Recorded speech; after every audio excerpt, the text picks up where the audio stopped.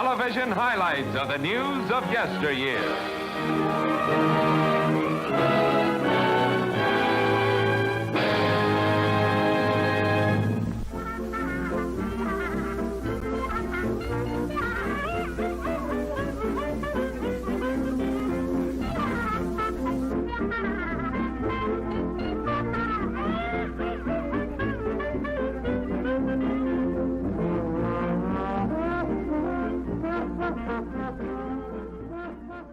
Welcome, everybody, to the weekly wrap-up. I am Tom Connors. With me is Six. How are you doing? All right. You are in full-on Matthew McConaughey mode, I guess. And also with us, looking like Matthew McConaughey, is $8 Culture Casino. All right. Well, you look like a bushy version of him, I guess. Bushy? Thank you. Bushy version of him. Nothing happened this week. Like this is one of the slowest weeks in news we've ever had. It's been soft. Yep. I mean, it's been a damn it's thing been soft. Happened. I'm sorry. Soft. Poor boss. Actually, no, I'm just kidding. We had a shit ton of shit happen. Not only that, we had two sad losses over the weekend. Irene Cara, the singer, lost way too young, 63.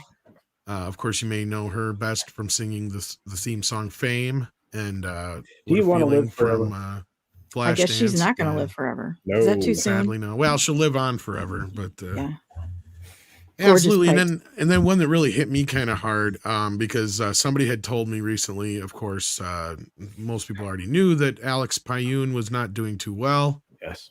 But somebody had told me last night some sad news, and I'm like, no, don't be true. And then, of course, it was true. So. Yeah, sadly, we lost Alexander Payune, great director, mostly well known for his B movie fare. Yeah, directed such things as Cyborg, Sword and the Sorcerer, tons of B movies throughout the years. He's even worked with the likes of Robert Meyer Burnett and others. So I was hoping Robert would be able to make it tonight. If not, I would love to hear some stories about Alexander if we could. But yeah, that one's a really tough one. Because he was actually supposed to direct. He actually also directed Captain America, but he was supposed to direct the sequel to Masters of the Universe, but that in turn turned into Cyborg. So, yeah. But anyhow, those sad losses over the weekend, and of course, we had the Bob Chapek news. We've got Disney's newest film failing at the box office, hardcore. And what happened with Bob Chapek? Not much. He got a demotion, I guess. He got kicked to the curb. He got We'll dumped. talk about whatever comes up. We got so many people coming in here. I know some of you are still over on, or a lot of people are still over on Valiant stream. So hopefully y'all get over here after that. And for those who are here already, welcome. We got Walter Tomaszewski in the house. How you doing? Says, do you think Apple just wants Lucasfilm and Marvel, not all of Disney? Andre seems to think that's more so what they'd be after, but I would say all of, in a sense of they want more than just Marvel and Disney. They would love it if iTunes was the only place you could buy a lot of Disney movies and classic Disney stuff that's not available on D+, for instance. Yeah. They would love to play that game. And let me tell you, I'm sure they would love to do like R2-D2 iPads and frozen computer iPads and all that kind of shit for the kids. The problem is that a lot of that IP is dead. Seriously, all of that IP has gone straight up seppuku at this point. It's not worth what it once was. That you can't sell Star Wars for $4 billion. Mm-hmm. You can't. You can't sell Marvel for what it used to be worth. All of the value has been stripped out of it over the course of the last couple of years. I think you could sell them, just not for what they were formerly valued at. And a lot of that's because of the stewardship of the last few years by Disney specifically. And of course, specifically by Iger, who they think is going to be their savior. No. But if they went after something from Disney, maybe it's ESPN. Because you can't sell all of Disney to Apple. It would never happen. DOJ, FTC, the laundry list of letters will come after you and say, no, antitrust. Seriously. Yeah, I get that too. But, oh yeah, I'm sure sports would be a big part of it too. But don't think they don't want to nail like everything down. Like that's the thing. Hey, if you had the opportunity to nail everything, Tom, I could count on you to try to nail everything. I would nail everything. Nothing would move because out of fear that I would nail it. Yeah. Okay. I would nail everything that moves. Now, seriously, they would love to have like all the Disney classic films, the classic characters, the Pixar characters. Pixar's another big thing I can see Apple wanting to get their hands on. Now that is something. Actually, you're right. Actually, I think that would be like hey, can we have that back, please? We'll give you like $5 billion. Can we have that? We'll pay. What if they just wanted to buy Lucasfilm? No. Hey, for what? $2 billion? I mean, it's worth maybe half. they could turn it around. Are you kidding? No, I'm just naive and hopeful. Look, I don't want to strip anybody's hope. I always feel like a jerk, right, when I do that. You know, I'm just like, the only redemption that Lucasfilm has that Star Wars have, in my opinion, for me, is if George would come back. George isn't coming back, so it's over. No, he sold it to the he's white too slavers. old. Even if there was, I mean, I'm not saying I would say never, like he wouldn't come back just to like maybe direct an episode of a show for fun. That's not the same. But outside of that, I don't see him. Did I just dip out, or did we just have? Was that you, or was that me?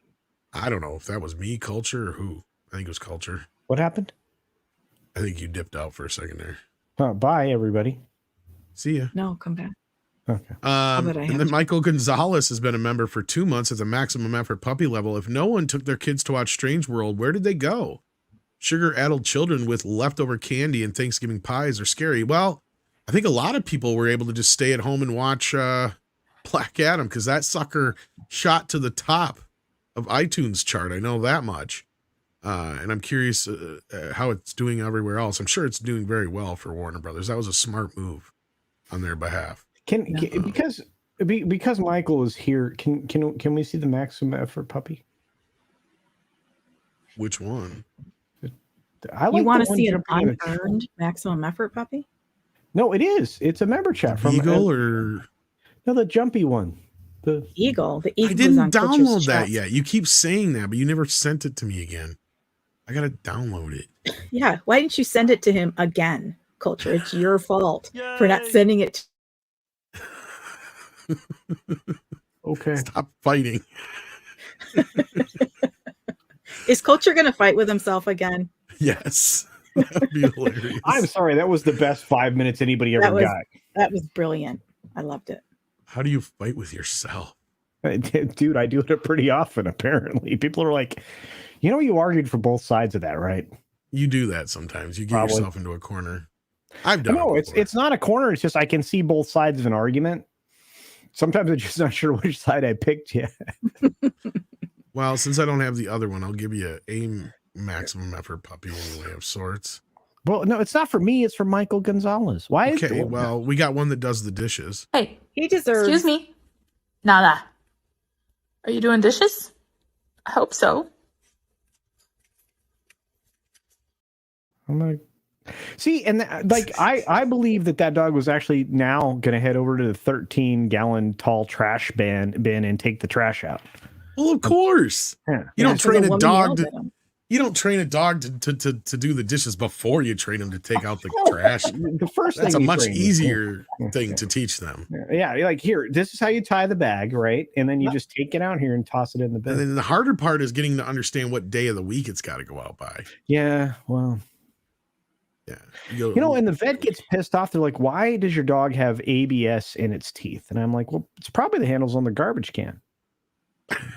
What's ABS? It's a plastic material. Why didn't you just say plastic in his teeth? Because it's specific. Okay. You're so fancy. Because he wants to be all fancy. It's what your garbage bin's made out of with the wheelies on it. It's the wheelie bin. Wheels and then Elf is made of ABS. Made of ABS. Made of ABS. Elf has been a member for 4 months. Thank you for that, Elf. Well,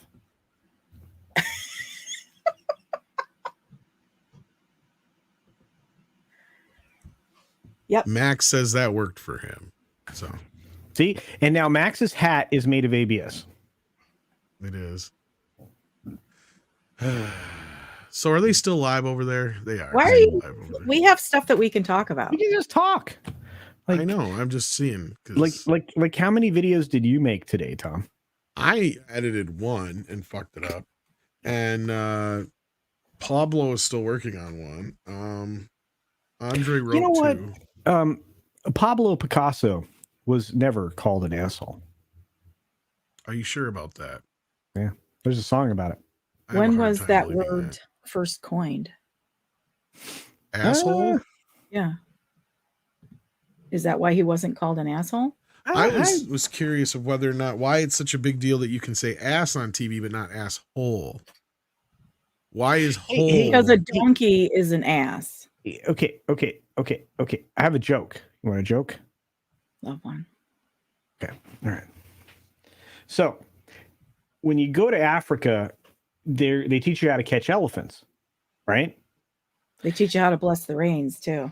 Oh, that's true. That's also true. But so you go there and they're going to teach you how to do this. So it's really an interesting process. So what they do is they take you out, like, on the Serengeti, okay, and Toto sings, but that's a whole other story. Anyway, so they take you out there and they dig a big hole. Okay, And they push you into it. This giant pit, right? And they do this like ritual and all that. Then they fill it all full of like weeds and tree limbs, and they push you into a hole and throw weed in. No, that's like Tom's. They It sounds like a nice night. And, right. And then at night they light it on fire, and it's this giant bonfire, and everyone's Well, like, you're gonna need something to light the weed with. You got to stay warm at night. It probably gets cold on the Serengeti at night. All right. And so in the morning, there's this big pit is full of ashes. So, and then they take these things that look like peanuts. They put them out there. They throw them out. They look like what? Like peanuts. Like the little things. Penis. Thing. And they throw them out there. They throw in the middle. The dildos. Scatter the dildos. And then they run and hide in the tall, bushes and weeds and behind some some kind of trees. weird holiday. No, just like the tooth fairy comes, picks up your teeth. Do you want to know how to catch an elephant or not? They throw dildos out and then they run and hide. No. That's San Francisco, and we'll talk about that. But no, this is just wait. So anyway, so this is how you do it, and then all of a sudden, like some elephants will like wander over from like the water hole, right? And they really want the peanuts, right? These things in the middle of the. And so one of the tribal elders walks up behind him and kicks him in the ash hole. Oh, is Valiant's streak still going? Are they wrapping up over there? No, it's still going. I think he's doing super chats and stuff. Okay. I don't know. I have no idea. All right, Culture, go ahead. I'm ready for that joke. Go ahead. I'm listening. Go ahead and tell a joke.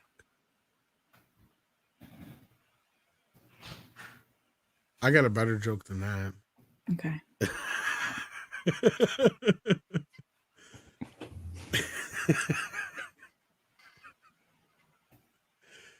Culture's back to looking at the Asian annoying ladies. He's so upset. I tried. Did anybody laugh? Was that a good dad joke? I got it.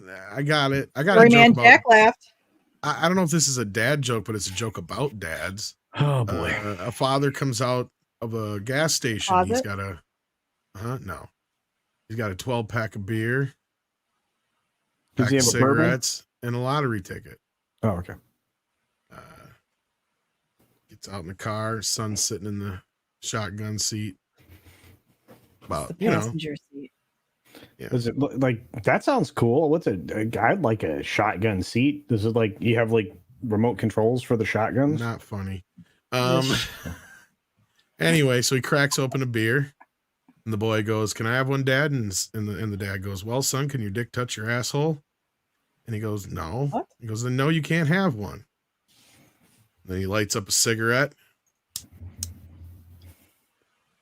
And then the boy goes, "Dad, can I have one of those?" And he goes, "No, son, you can't because your dick can't touch your asshole, remember?" He's like, that's right.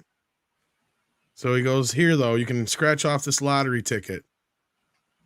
He scratches off the lottery ticket and he wins $500. And he goes, you're going to share that with me, aren't you, son? And he goes, well, Dad, can your dick touch your asshole? He goes, yes, son, it does. And he goes, then go fuck yourself because you ain't getting none of it.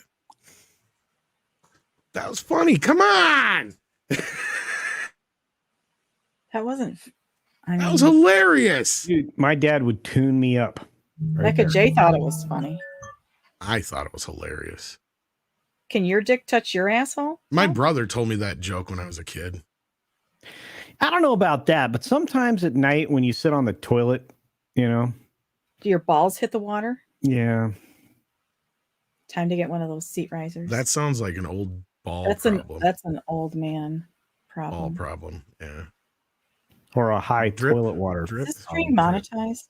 I doubt it. I don't know. Elf says, hey, everyone, just rewatched Black Adam, and there's something in the movie that's bothering me. It's to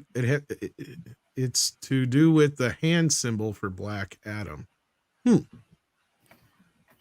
Oh, okay. Is it too Yahtzee symbolish? What's the symbol? Put your camera on and do it. No, because I'll get canceled. Oh, is it that bad? I don't know. It looks kind of like a Nazi symbol kind of thing. Like he just puts out his arm or whatever. I think. I don't know. I didn't think about that. I actually have a better dad joke. Go ahead. All right. Couldn't be any worse. Hey, I used. The triangle thing. Is that what you mean?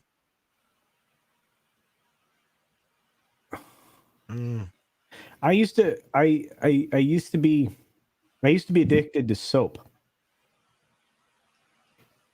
Yeah. You're gonna have to face it. You're addicted to spuds.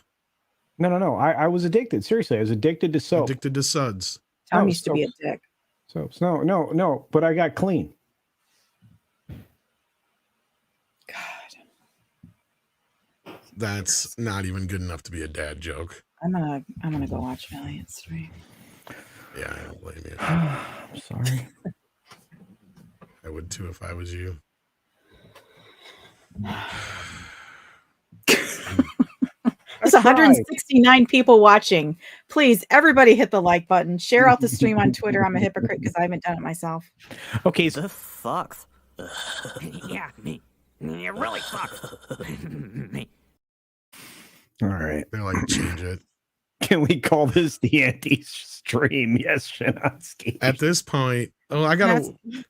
Wait, is that on tonight or did that already pop on? I forgot about that. Whoa. Okay, so I got a Tom, new episode, I think. I saw some clips from the first episode and I was like, I'm gonna freaking love this. Now don't spoil it. Whoa.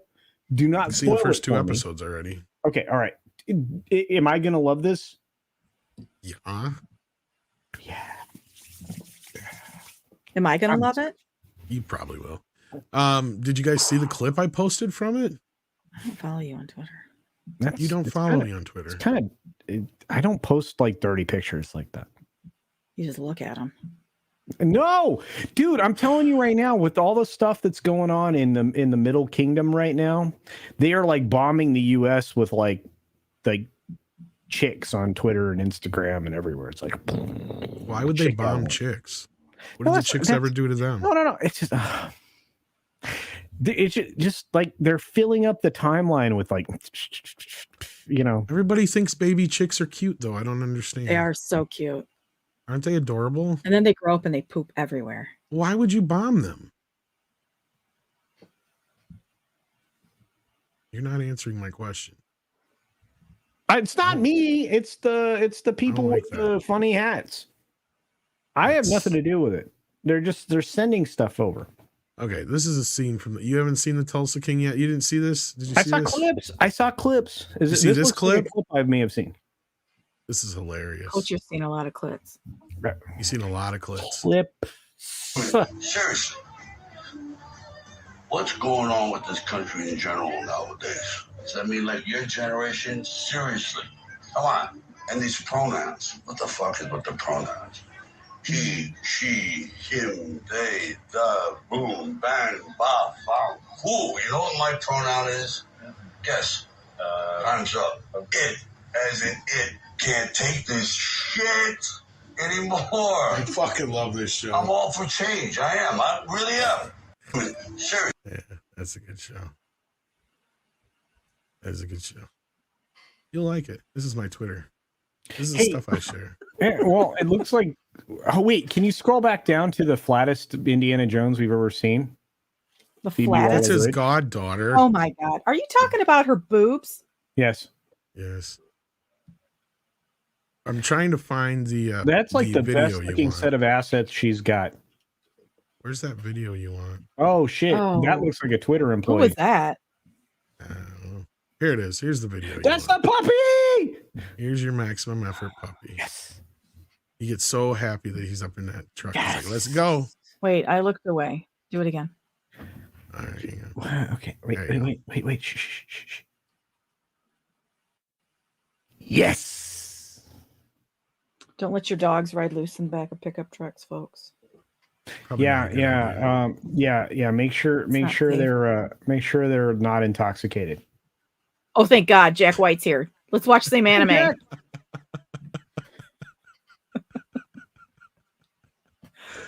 Jack What do White you got says, I for just us, sent you Jack? an email with a joke I heard from my Bruber father. Oh, this I can do. Here we Send it go. to me. Wait, I should read this. I think I probably should read it. I should probably read it. Okay, we got it. Here we go. Guy walks into a bar and orders a couple of drinks. Then this little guy comes out of his shoulder and starts to drink one of the drinks. The bartender asks, "What the hell is the man?" And he responds, "Oh, this is me. This is my old hunting buddy, Charlie." The bartender responds, "Huh." He says, hey, Charlie." Tells the guy about that time they were in Africa, and you told that witch doctor to go fuck himself.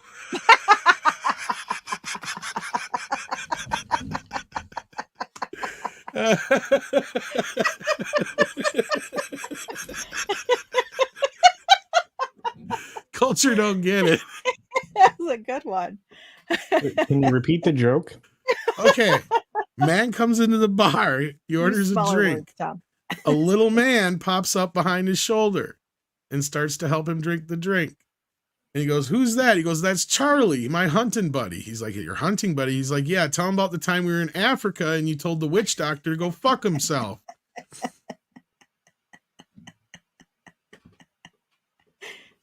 The witch doctor made him small. Oh, Hold on, let me get out my crayons and my finger Oh my puppets, God. and I will act out the joke for culture. No more jokes. Culture ruined it. That was the first one of the night. That was pretty good. Thanks, Jack. Oh, that's a good one. do you know how hard it is to not laugh? How hard is it, culture? It's so hard. No, I'm not gonna do it. I'm gonna do it.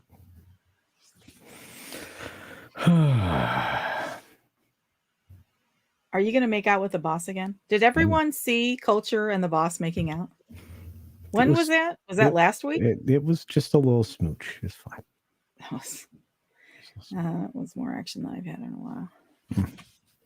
Wow, you really don't want a camera in this bad. Well, I'm not saying that. Want us to be quiet now. Okay, I'm gonna be quiet now. Yeah. So what else happened this week? Did everybody have a good Thanksgiving? I did, and interestingly enough, my dad and I, we hung out a lot, and he told me a lot of really terrible jokes. That's cool. Yeah, like this one. So a guy walks into a bar, and he immediately loses the limbo contest.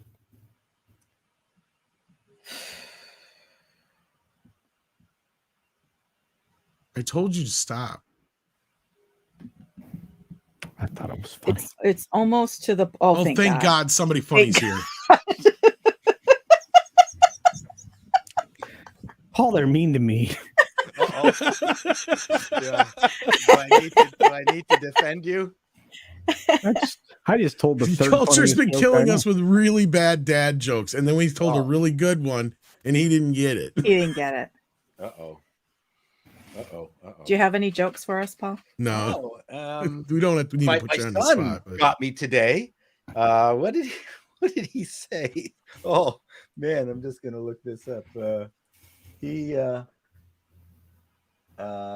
said you're old, and I said, when did you discover that?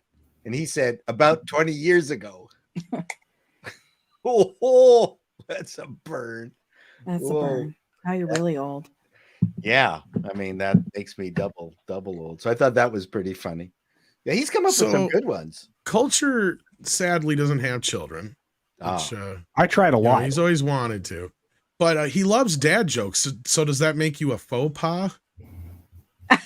That was a good one too. I like FAUX.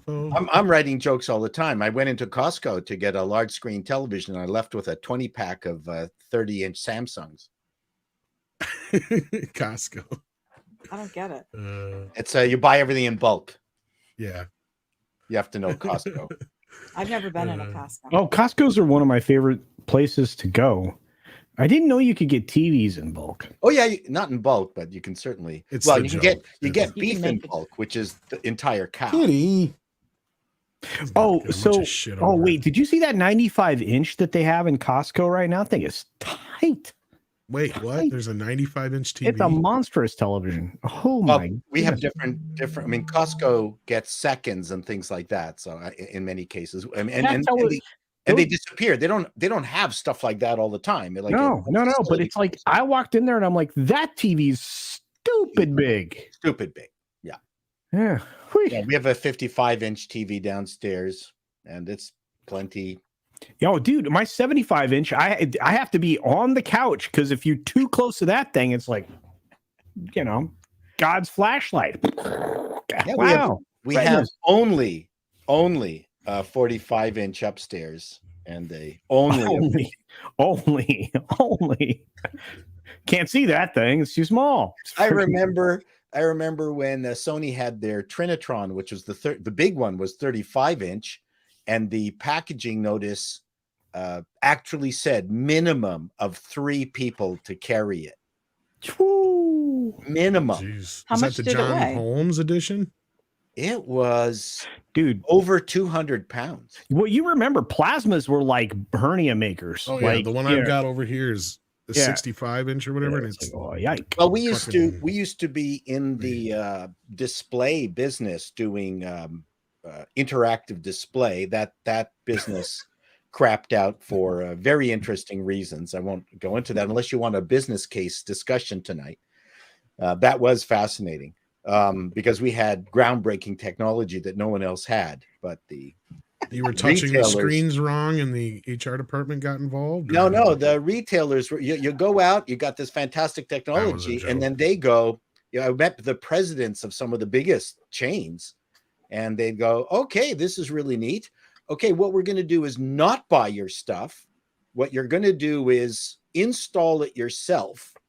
We're going to rent you space because the aisle space is our space. So that is, what do we call, like, not land, but it's a retail space. So you're going to rent that space for us. And not only that, you're going to sell all the ads on it. And we're going to take a cut of everything that you've done.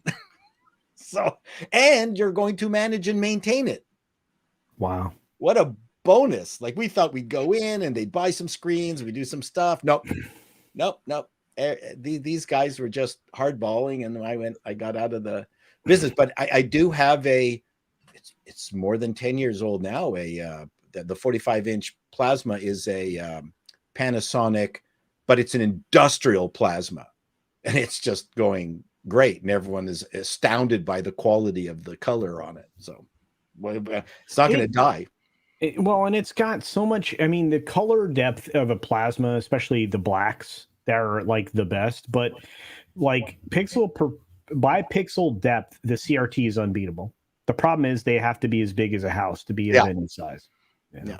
And I don't like getting the high density screens. I like getting the 720p screens because it doesn't. If the screen is like 4K, everything is so bloody crisp. It doesn't look filmic anymore. No. So I purposely go out and get a 720p screen just so it's you can actually buy a dither screen that you can actually lay on the top of your TV to dither. Really? Yeah. Well, that or just make sure that like the motion smoothness and some other shit ain't on your TV if you're watching a movie. Yeah, that's because that doesn't sound right to me at all. No, it's also the cheapness of the monitor. The expensive ones can do filmic. Really? But the cheaper because I put filmmaker mode on instantly because that shuts everything else off. Yeah, like all the any of the like noise reduction or motion smoothness, all that. I stuff just wrap my entire TV in Saran wrap, and then I spread Vaseline on it. Whatever's left that I don't need for lube. Yeah. What now? Jack White is here and he says 6 some slice of life anime recommendations for you. Remake Our Life, more than married couple, but not lovers. Tom and I are working on something in the background if he ever decides to work on the thing that we're supposed to work on in the background. You're not supposed to talk about us being lovers. No. You're my hetero life mate. That's right. Who's your homo life mate? What? Who's your homo life mate? You have a hetero one. None of my business. That's not a bad question, Six. As a heterosexual, which other heterosexual man, if they approached you, would you even like maybe consider having a relationship with? Well, okay, what's the depth of the relationship? The depth depends on the length of your peen. No. Woo! Now, Paul, this is why I'm not allowed on the panel. I'm not allowed. I'm not going to say I walked into that one because Lord help me. But what I'm going to say is into that one. No, I didn't do that either. You know what? I didn't have to be here tonight. Not even supposed to be here today. You're only here because Mikey's not here. We all know. I have my own show in an hour. Why are you mean to me? It's not my fault you said it for an hour. What now? What? Gonzalo Bergali's been here for a year. Happy anniversary. And says, since Paul is here with a butthead voice, Canada scored. They did actually, finally. Congo. Thank you for that. Wait, you guys scored a goal? Yeah. Wow, is that the first one in international play ever? For Canada, yeah. Congratulations. Yep. And then Jason says, it wasn't on the team culture. Read the super chats. I did read the super chats. Now read your super chat, Jason. Thank you so much. Read the super chats. Here's the thing you guys don't understand, though. I never learned how to read. I've been winging it this whole time. We can tell. I know, right? I'm guessing. You know, Paul, you're one of the few people who can make Wichita, Kansas look cool. So I'm definitely going, man. Thank you. I had a fan stuck in Wichita. You are singularly responsible for me going to Wichita, Kansas. I think it's neat that I have fans in Wichita, Kansas. I would like to have a fan in some in Wichita. I would like to have fans everywhere. I'm sure it's warm enough in Wichita. You're gonna want a few fans. I've been everywhere, man. I've been everywhere. Trevor! Not there.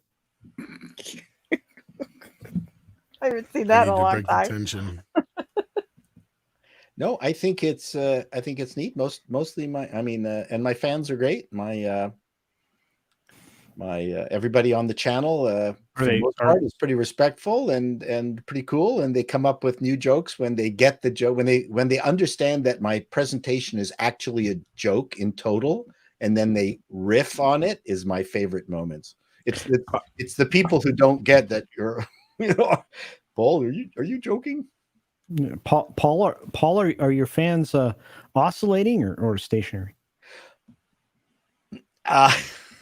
Mostly oscillating. Yeah, I would say oscillating. Yeah. A few are window fans. It's honestly better than vacillating, but I guess we won't quibble. We talked about using Vaseline. No, Vaseline. Oh shit. Why is it just me? I'm going for vocabulary jokes and I'm failing miserably tonight. That's right. She uses Vaseline. I've been Oh, working. here we go. Oh,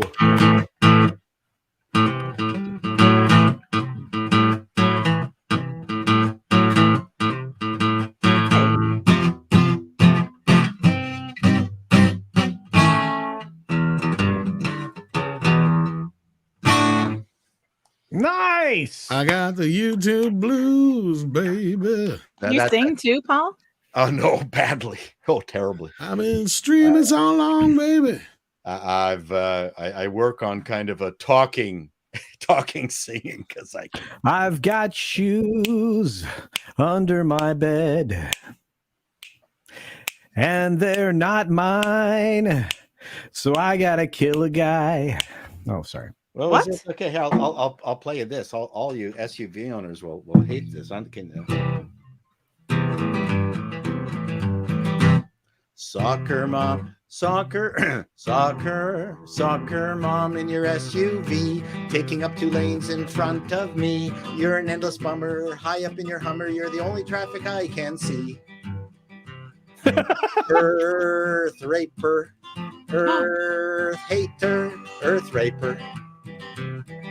You can't say that on YouTube. Here goes into shock as you drive to the gym at the end of your block. We risk being roadkill as you drive to your treadmill. Christ forbid that you should walk. If our 2 cars were ever to bump, bet you wouldn't even feel the thump. The fiery collision would be well below your vision. My hybrid's a crumpled lump. Earth raper, earth hater, earth raper. The dash, when that gas leaks a lot of cash. Keep a real tight grip or your truck will flip, but your hair will be safe in the crash.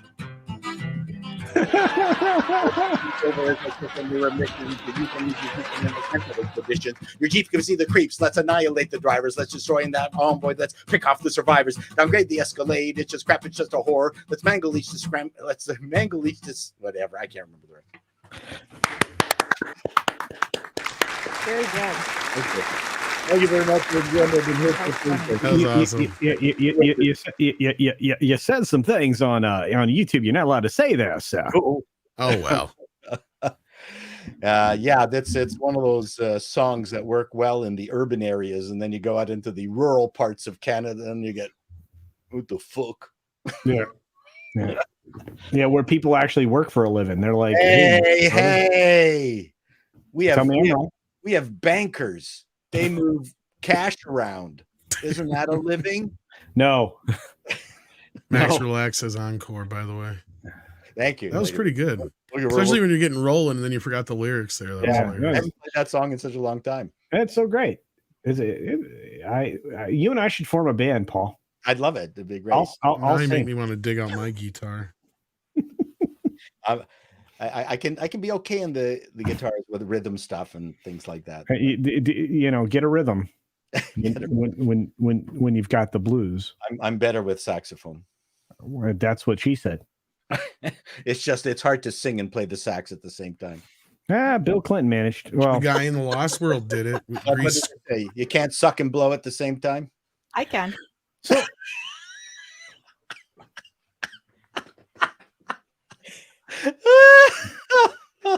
We're after dark, folks. It's okay. Right. Good.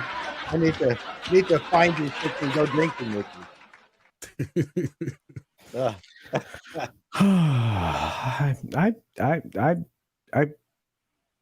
I don't even know what to do now. We had stories. I thought, were we going to cover things? Sorry, I came in and interrupted stuff. No, you did not. No, you did not. No.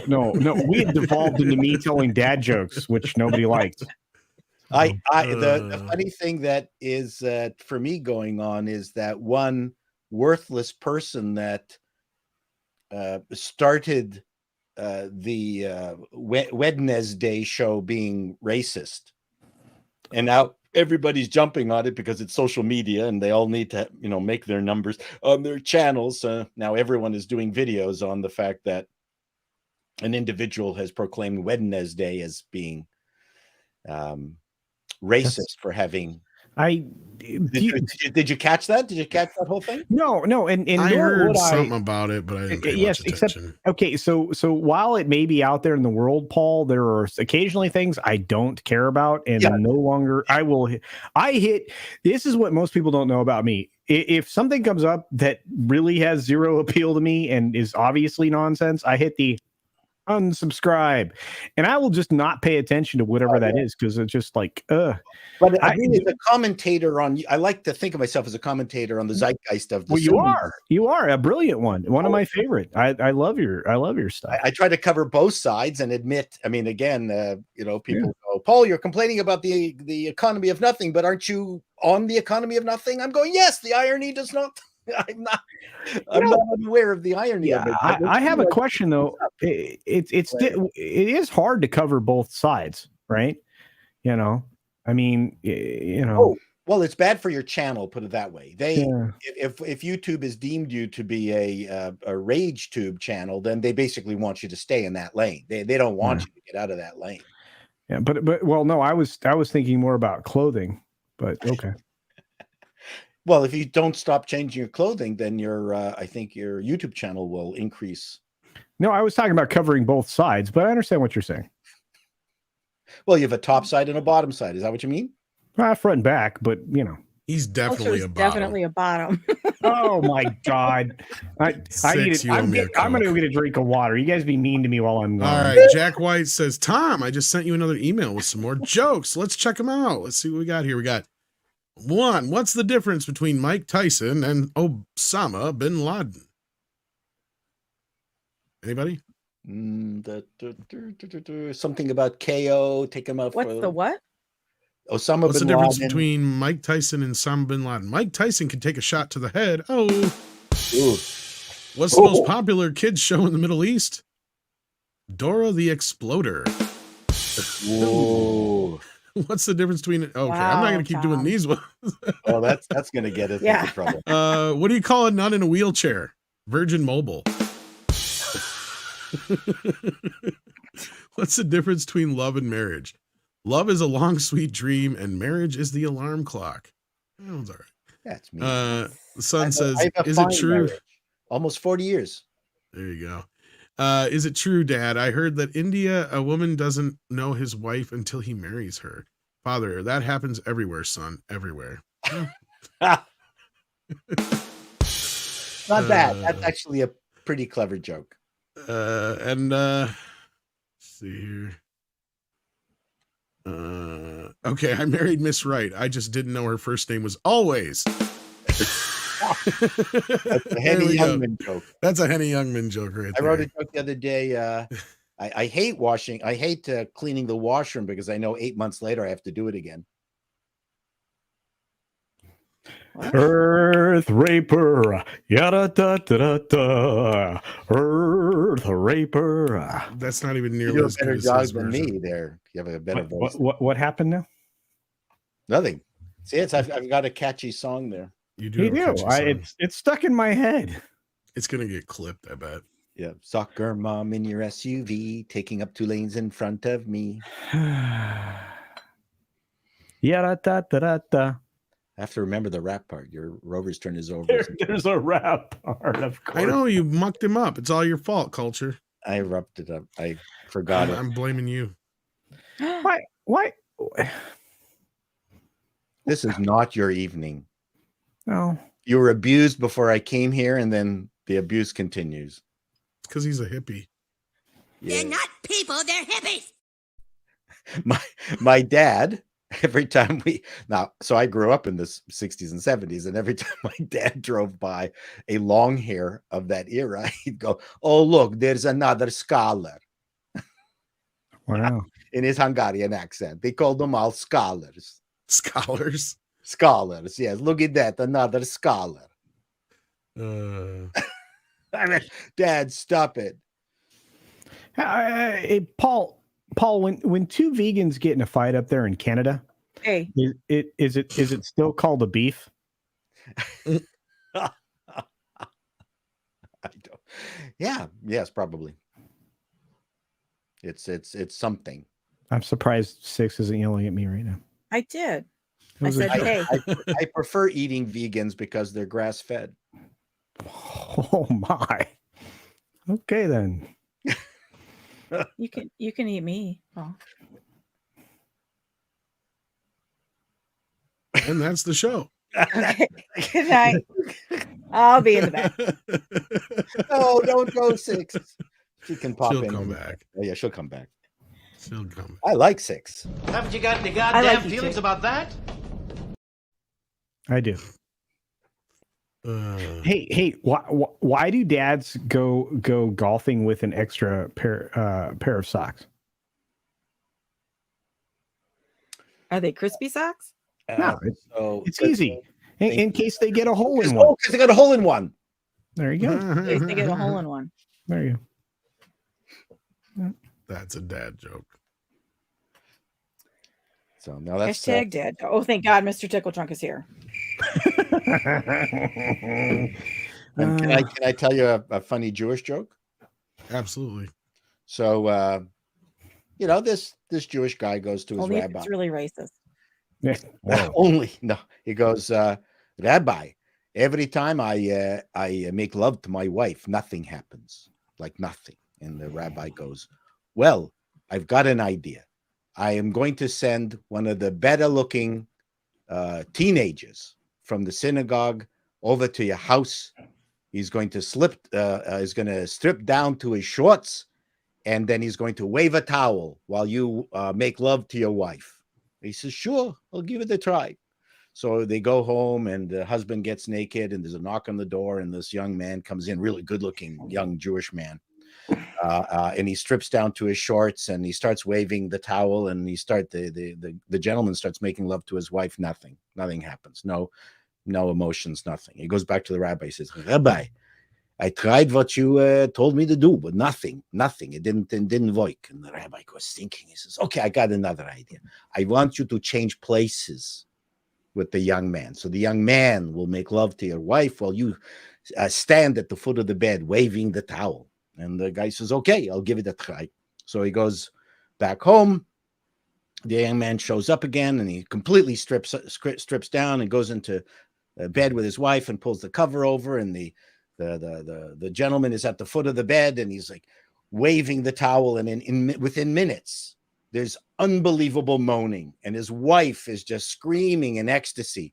And the guy goes, see, that's how you wave the towel.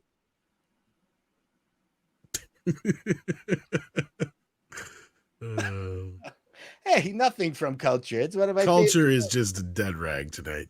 Yeah. Mr. Tickle Trunk says, who the fuck is this culture girl? I was gonna say girl, but guy, whatever. Freud. Here's one for you, Paul. For Mr. Tickle. You know, Mr. Tickle. You don't know from jokes. You don't know from jokes. You don't know from jokes. Oh, you don't know from jokes. That's my Jackie Mason too. You don't know from jokes. What are you talking about? I went to Starbucks. They don't have, I used to go to the other places, and you'd have unlimited coffee, but in Starbucks you pay $3.50. And you have to climb on these high stools, and they don't even help you down. And you have to clean up yourself. You have to clean up everything yourself. Yeah, Jackie Mason. He was very funny. He was funny when he was alive. Yeah. So we just lost him not too long ago, didn't we? Yeah, he was around for a long time. Just recently, yeah. Thank you, Mr. Tickle Trunk. Yeah. You guys, I like to sing, right? You know that. So I used to do it all the time, and I used to sing in the shower. And then it was one time I got soap in my mouth, and now all I can do is soap operas. Well, you were already addicted to suds. Thankfully, it wasn't Irish Spring, or you'd be singing Irish ditties. Yeah. When Irish eyes are smiling. Do. I'm afraid I'd bust out with Danny Boy. Oh, Danny Boy, the pipes. That's right. Diddly-diddly-doo. Lucky Charms. They're more than delicious. They're magically delicious. Magically delicious. Yeah, I can never remember everything. I can remember nothing. Well, the big news, of course, this week was the whole Bob Chapek mess. Yes. And I mean, we've talked about it so much that I don't know if there's really much else to say. Well, As their nothing has culture, transpired since, right? No. I mean, some more rumors have come out, some stuff to kind of support things that we've kind No, of no, no. But I said. mean, like in terms of actions that Iger has done, like we've not heard any No, activity. no. Because not I mean, really. we've heard tons of activity from Twitter constantly, and so nobody in Disney on the inside, not a single person is tweeting anything, releasing anything. They've managed to mind capture everyone at Disney, and no one is leaking anything. That's extraordinary. Well, because a large portion of those who were hating Chapek for the longest time, they're happy now, so there's no reason for them to leak anything out. And the rest of them are fucking scared shitless, probably because they thought they had gotten rid of this guy, and now he's back. So, well, I mean, it wouldn't hurt to like find out if all of a sudden on the hub they posted a social media moratorium. Because if Disney wants to communicate with employees, they can do an all post to employees saying, "Shut up." And I think that was probably done. It wouldn't surprise me. Hit the Slack button and say, "Shut up." Yeah. Well, I mean, the hub is kind of the place to go, like as a cast member, wherever you are, to learn things and participate in things and be directed to do things, in addition to finding out what your schedule is if you're a parks employee and all that. But it's interesting.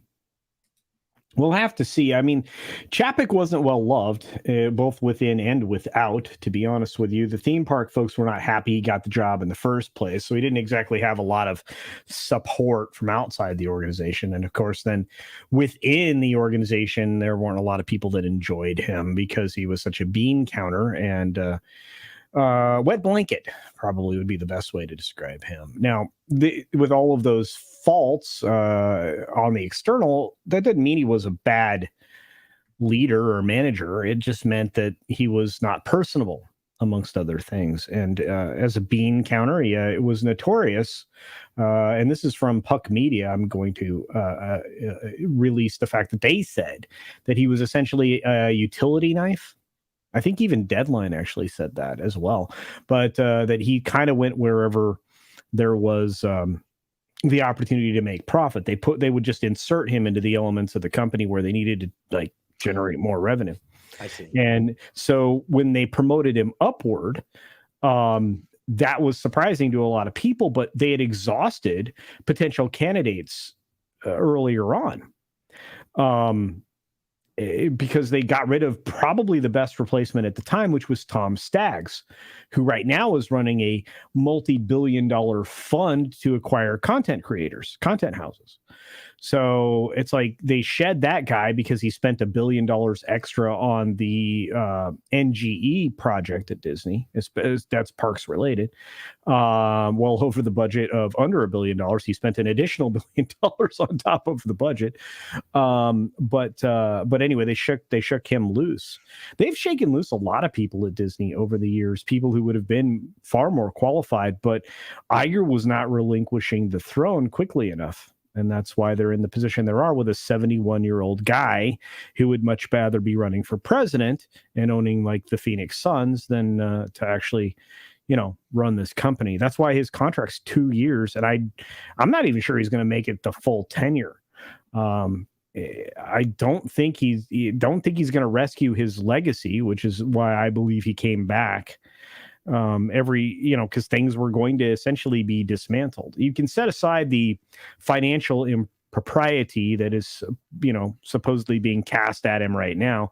If there were anything to that, Disney would be ducking shrapnel and they would not be talking about it publicly because it would invite federal folks even closer than they've already been because of the whistleblower that was there just a few years ago. So like I said, I step back from all these situations and try to look at the bigger picture. Mm-hmm. And the bigger picture was something insane going on that was going to change the culture within the organization. And people that didn't want that culture to change went running for everybody they could yell at to say, help, we're about to get overrun with a different direction. You know, and I think you'll find that, you know, Cameron Pasha talks about something that's similar along those lines, and I think that's kind of what it is they were more afraid of cultural change within their organization than they were of any of this other stuff they purport to be scared of, because financial manipulations have been going on for a very long time in organizations. And just if you were changing where money was coming from to hide where money was going, that's not unusual inside an organization like that. For example, if you were, you know, putting a television program together and you aired it first on linear broadcast television primarily for a reason to cover up how much it costs on the streaming side, that's not new, and it's not an undue path for the way material like moves through an organization. So like I said, I don't think the financial chicanery was what launched this particular change. Well, I don't think it's unique to Disney trying to manipulate their stock price. This is something that is a poison in most of the companies in the United States that are desperate for short-term gain. That's been happening for a long time. So Disney's not the only company trying to manipulate their stock price. Sure. Yeah. The other thing that you've said that I think is really interesting is what kind of management capabilities do they have internally? And I haven't really heard much in the way of any bodies that could replace a Chapek. I mean, I think that's an interesting point that you make, that Chapek might have been sent to different divisions just to help them deal with their problems. They don't seem to, you know, be very deep in management, you know, compared to a company like, General Electric or Xerox in its heyday, where they cranked out so many good managers that they actually went off to other companies. Yeah. Their management training system was so good. Now, at one point, Disney was the gold standard for people to come there to learn how to become good managers. Yeah. That was a huge program of theirs, and they actually charged an awful lot of money. But going there now to learn how to manage a business. Well, the Disney difference is completely gone, and you're referring to something called Disney University, which they stopped doing. I mean, a lot of people didn't even know that existed. I did. Yeah, I know you're one of those guys. You're a guy. But it's just it's a weird situation, and I don't often get to talk about this stuff from the inside of the organization. But you know, it's a very different place than it was a decade ago. Sure. I'm just going to say that. I mean, culturally, 180 degrees different. And they shoved out all the good people, like you were talking about GE and a few of the other companies out there used to just create like bodies, like left and right, like executives, like go out and run this other company because we don't have room for you anymore, you know. And Disney used to do that, but they don't anymore. They don't have, their bench is not deep. You're 100% right. They are a mile wide and an inch deep as far as everything goes now. And that's not the way you want to be organizationally. And they just took out like 4 other pieces of talent. You've got Bachner's gone. You've got Kareem Daniels they just let go. And they let them go for ideological reasons, you know, not because they aligned with an ideology, not necessarily with whether or not they were a good fit in the corporate structure, which is bad. Like now Disney's managed only from a cultural sense, not from a business sense. And that should terrify retail investors. But yet, based on the futures market right now, Disney's still leaning into a very bearish market that's headed into the red going into tomorrow. It's headed downwards with a steep slope at this very moment that we're speaking. And they've managed a small tick up in futures, which is blowing my mind. But even if they get to $100, that's hollow sucker. They won't get beyond that. It will drop, and they'll be back down to $91, $92 in less than a month. And none of this will have mattered, because your stock price is headed the wrong way. Your content spend is too high. Your linear networks are not producing the kind of revenue that they need to, and your theme parks are so desperate that they're offering blanket discounts, which also include this galactic starship craptasticness that was not appealing to anybody. I think the stock is overvalued. Oh, it's been overvalued. Yeah. And I think people have now, for a lot of people, this is their bottom. They've bought in now in hopes that it goes up from here. So it's artificially bottom. Does that make sense? I'm not a financial person, but it's like already a lot of people have decided that this is as low as it's going to go. And it's going to be nothing but blue sky from here on in. And I think it's going to get worse. Not going to get better. Okay, so I set the stock buy price at $96 about 6 months ago, 5 months ago. I'm going to say 5 months ago. I was like, if it drops to that point, which it likely will, I might buy in again. It dropped well below that, 91.82. I didn't buy. I might say $85. Yeah, that's my thought. Because I think that's a fair value. I think you actually hit the nose on the head, the head on the face. You hit something with another thing. Yeah, whatever those things were, you did it. And I think $85 is about what it's worth. It's been dramatically overvalued for a long time, and that overvalue was built up over time by Iger and his deft purchase of others. We're in an economy right now. You can't go out and buy your way out of it. You just can't. Your credit rating is on the verge of taking a hit again. Your overall perception is about to take a hit. I don't know. I mean, you've been doing this a long time from the entertainment side of it, from the creation side of it. What do you see that they have that's going to be worth consuming? Well, let's not. I mean, we are observers. Keen observers of this business. For sure. The vast majority are happily swayed by brand loyalty.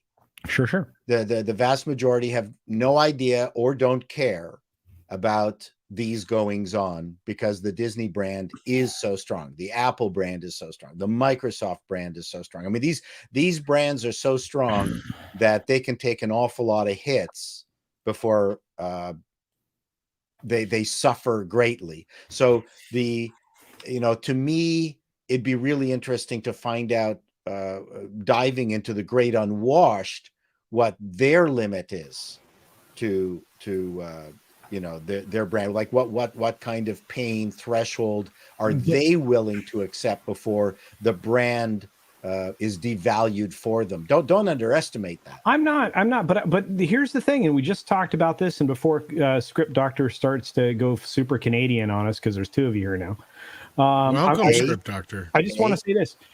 Don't you think that a lot of these formerly cultural leading brands are suffering from the same problem Disney is? They are miles wide and an inch deep, because I see that in Apple right now.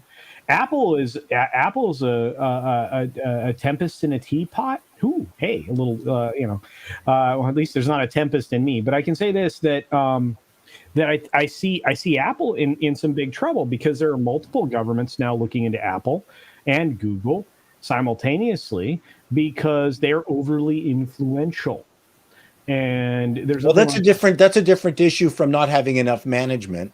Apple has got some fantastic management, right? But very stable management. But they lack. Okay. Outside of Cook, who can you name right now? I asked the Apple guy that question. What do you think who do you think most people can name right now? Outside of Cook, Saruji is huge. He's very important in terms of the chip development. Okay. The guy in charge of the Mac department, whose name escapes me right now, but I can see his face. There's an awful lot of people. Okay, but for most common humans, how deep does that organization appear? Because here's the problem. So I think their depth is very good. Okay, so back in the day, you could name every head of every department. A lot of people could name the head of every department within Disney. right? They could talk about who's running Pixar, Lasseter, who's running, Right. They could just go down this list. You can't do that anymore. It's the same problem with Apple. Most people, you walk up to them, hey, who runs Apple? Cook. Okay, who else? Well, they might not even know Cook. Not- The guy is, Yeah, very in the background. He's not Stephen Jobs. My point is that they those people don't have. First of all, they're not put forward by their company as something that's important, which is a problem. We used to I'm not entirely certain. I think companies have good. You don't know the executives at Xerox. You don't know the executives at Penske. I mean, these people are. That's not a necessity for a company to have. I think when you're a culturally relevant brand forward company, it's really important to know what lineage is going to be. Oh, it's one of the things that Iacocca did on his way out the door both times. Is kind of line up for the public who was the line of succession. Yeah, but the DeLoreans, there's not many DeLoreans out there. Iacocas. I mean, these are people with egos who wanted to put themselves forward. There's not a lot of them out there. I mean, the Johnny Ives. Johnny Ive is, a case in point, who was famous at Apple for a good long time. But for most people, you knew who was taking over Lucasfilm, right? It was really important. Sure, there was a transition of power. Yeah, right? It's like when Bruford left Yes and joined King Crimson. That was important for me. Anyway, this is a conversation only important to you and I. But all I'm going to say is, Apple is not as bulletproof culturally as a lot of people would think, and neither is Google, and neither is a lot of these companies. So anyway, hi Script, it's good to see you, buddy. Oh, good evening, everybody. Sorry, we were off in the weeds, like by miles. Yeah, I mean, I remember the days of Phil Schiller. I mean, and Forrestal. I mean, I knew of a lot of these people, and I used to know the president of Apple at the time. In between the Steve Jobs era, that's when I spent most of my time with Apple. Is during Apple's dormant years, the dark days. The dark days. That's where I was a booth babe for them. I introduced a lot of gear for them. I consulted with them. That was a fun time. But anyway, hi. Script Doctor. Hello. How's it going, bro?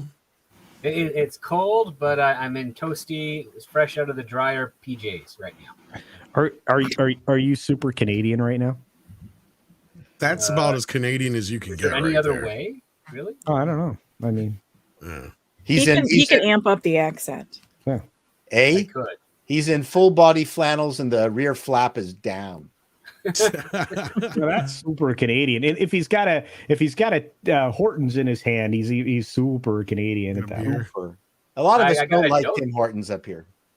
Yeah, I mean, Tim Hortons hasn't been Tim Hortons since Burger King bought them, and even before then, they were kind of on the edge of not being. So, do you have a jelly? I can see that being a problem. Do you have a jelly of some kind in your hand? Just come on, paint me a picture here. Burger King's not good at doing anything but being Burger King. Oh, Burger King's now gone. It's I think it's a Brazilian company that owns. Probably. I would say, yeah, a lot of them closed. Jack White sent us some more jokes. If you guys want to hear them. Yeah, of course. Sure. Only the racist ones. Well, yes. Can I do my Thanksgiving joke? Sure, of course. Let me do these first, and then you can do your Thanksgiving. Okay. Joke. A quiet man is a thinking man. A quiet woman is usually mad. How do you get two priests to fight each other? Toss a small boy between them. That's terrible. That's not funny at all. What do you call? There is that joke. What's asking the priest, what's a blowjob worth? He says usually a bag of Coke and a can of Coke and a bag of chips. Yeah. What do you call a letter from a feminist? Hate mail. What's the difference between a Democrat and a prostitute? The prostitute gives value for the money she takes. What's the difference between a car and a politician?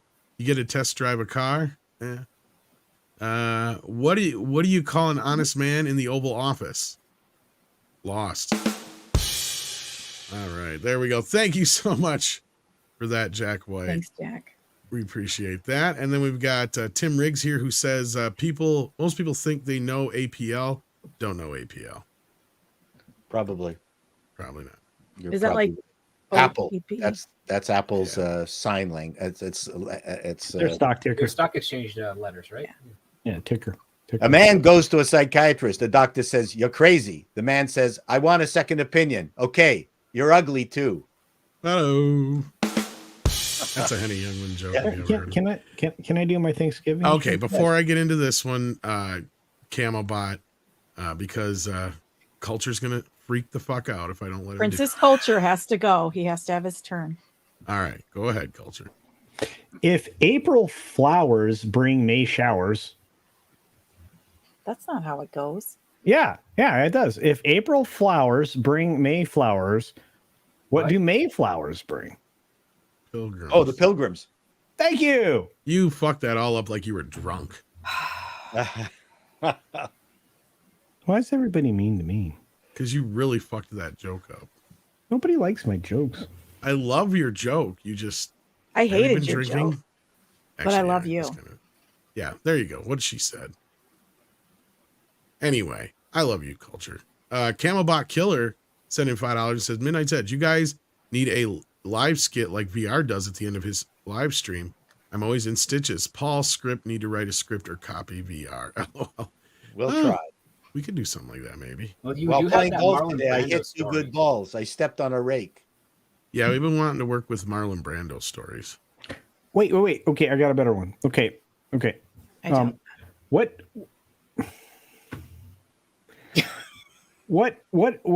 do you call a factory that makes okay products?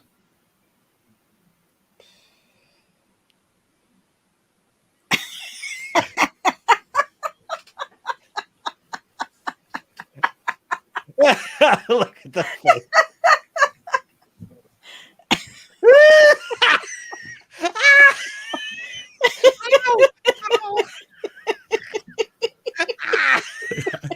I think I could get away with murder.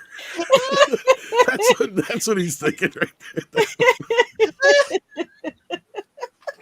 Well, what's the answer, Culture? A satisfactory. Oh, I forgot the setup for that joke. Unsatisfactory. oh my God. Oh. Something about the OK A Corral. factory that makes okay. You know why products. it's so much fun working in a pickle factory? Because there's never a dill moment. Oh. Actually, that wasn't too bad, Culture. That was a good dad joke. Satisfactory. That was pretty good. That was good. Now he's sad. Oh my God. Really? Just because Tom compared you to Ryan Johnson, don't be sad. Every time I ask what time it is, I always get a different answer. It's time for eat. It's time to eat. Here's a Ryan Johnson joke. Would you teach me karate? I don't believe in karate anymore. Leave me alone, Daniel-san. I want to die.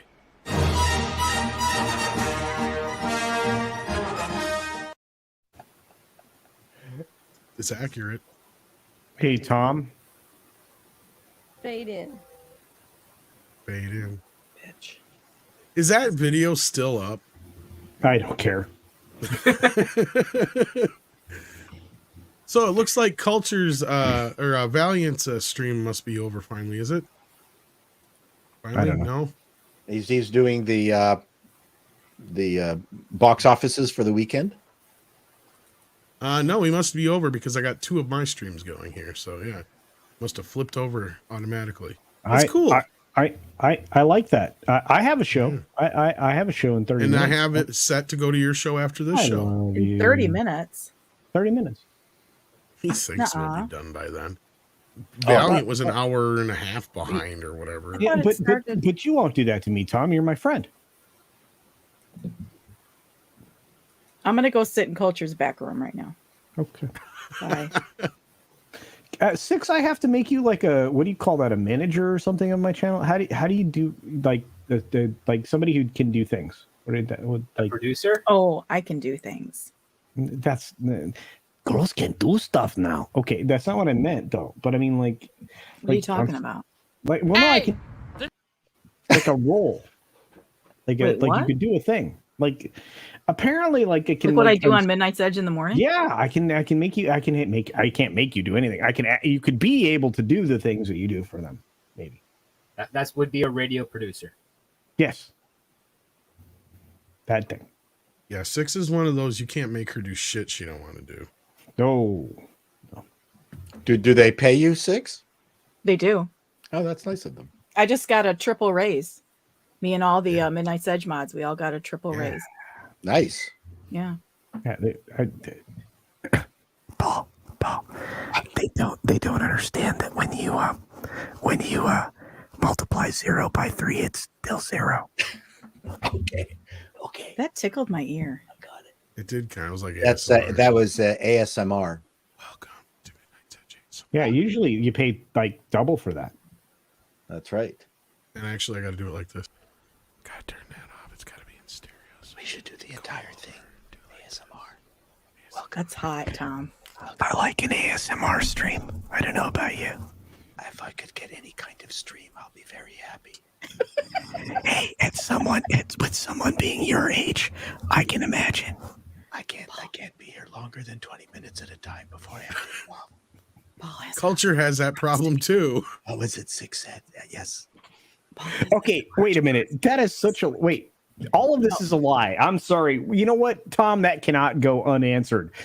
I slammed 3 bottles of water the other night on the what do you call it? The Comics Division Thursday night throwdown. In the period of 4 hours that we went in that stream, I did not go to the bathroom one time. Are you You're probably sitting there sweating.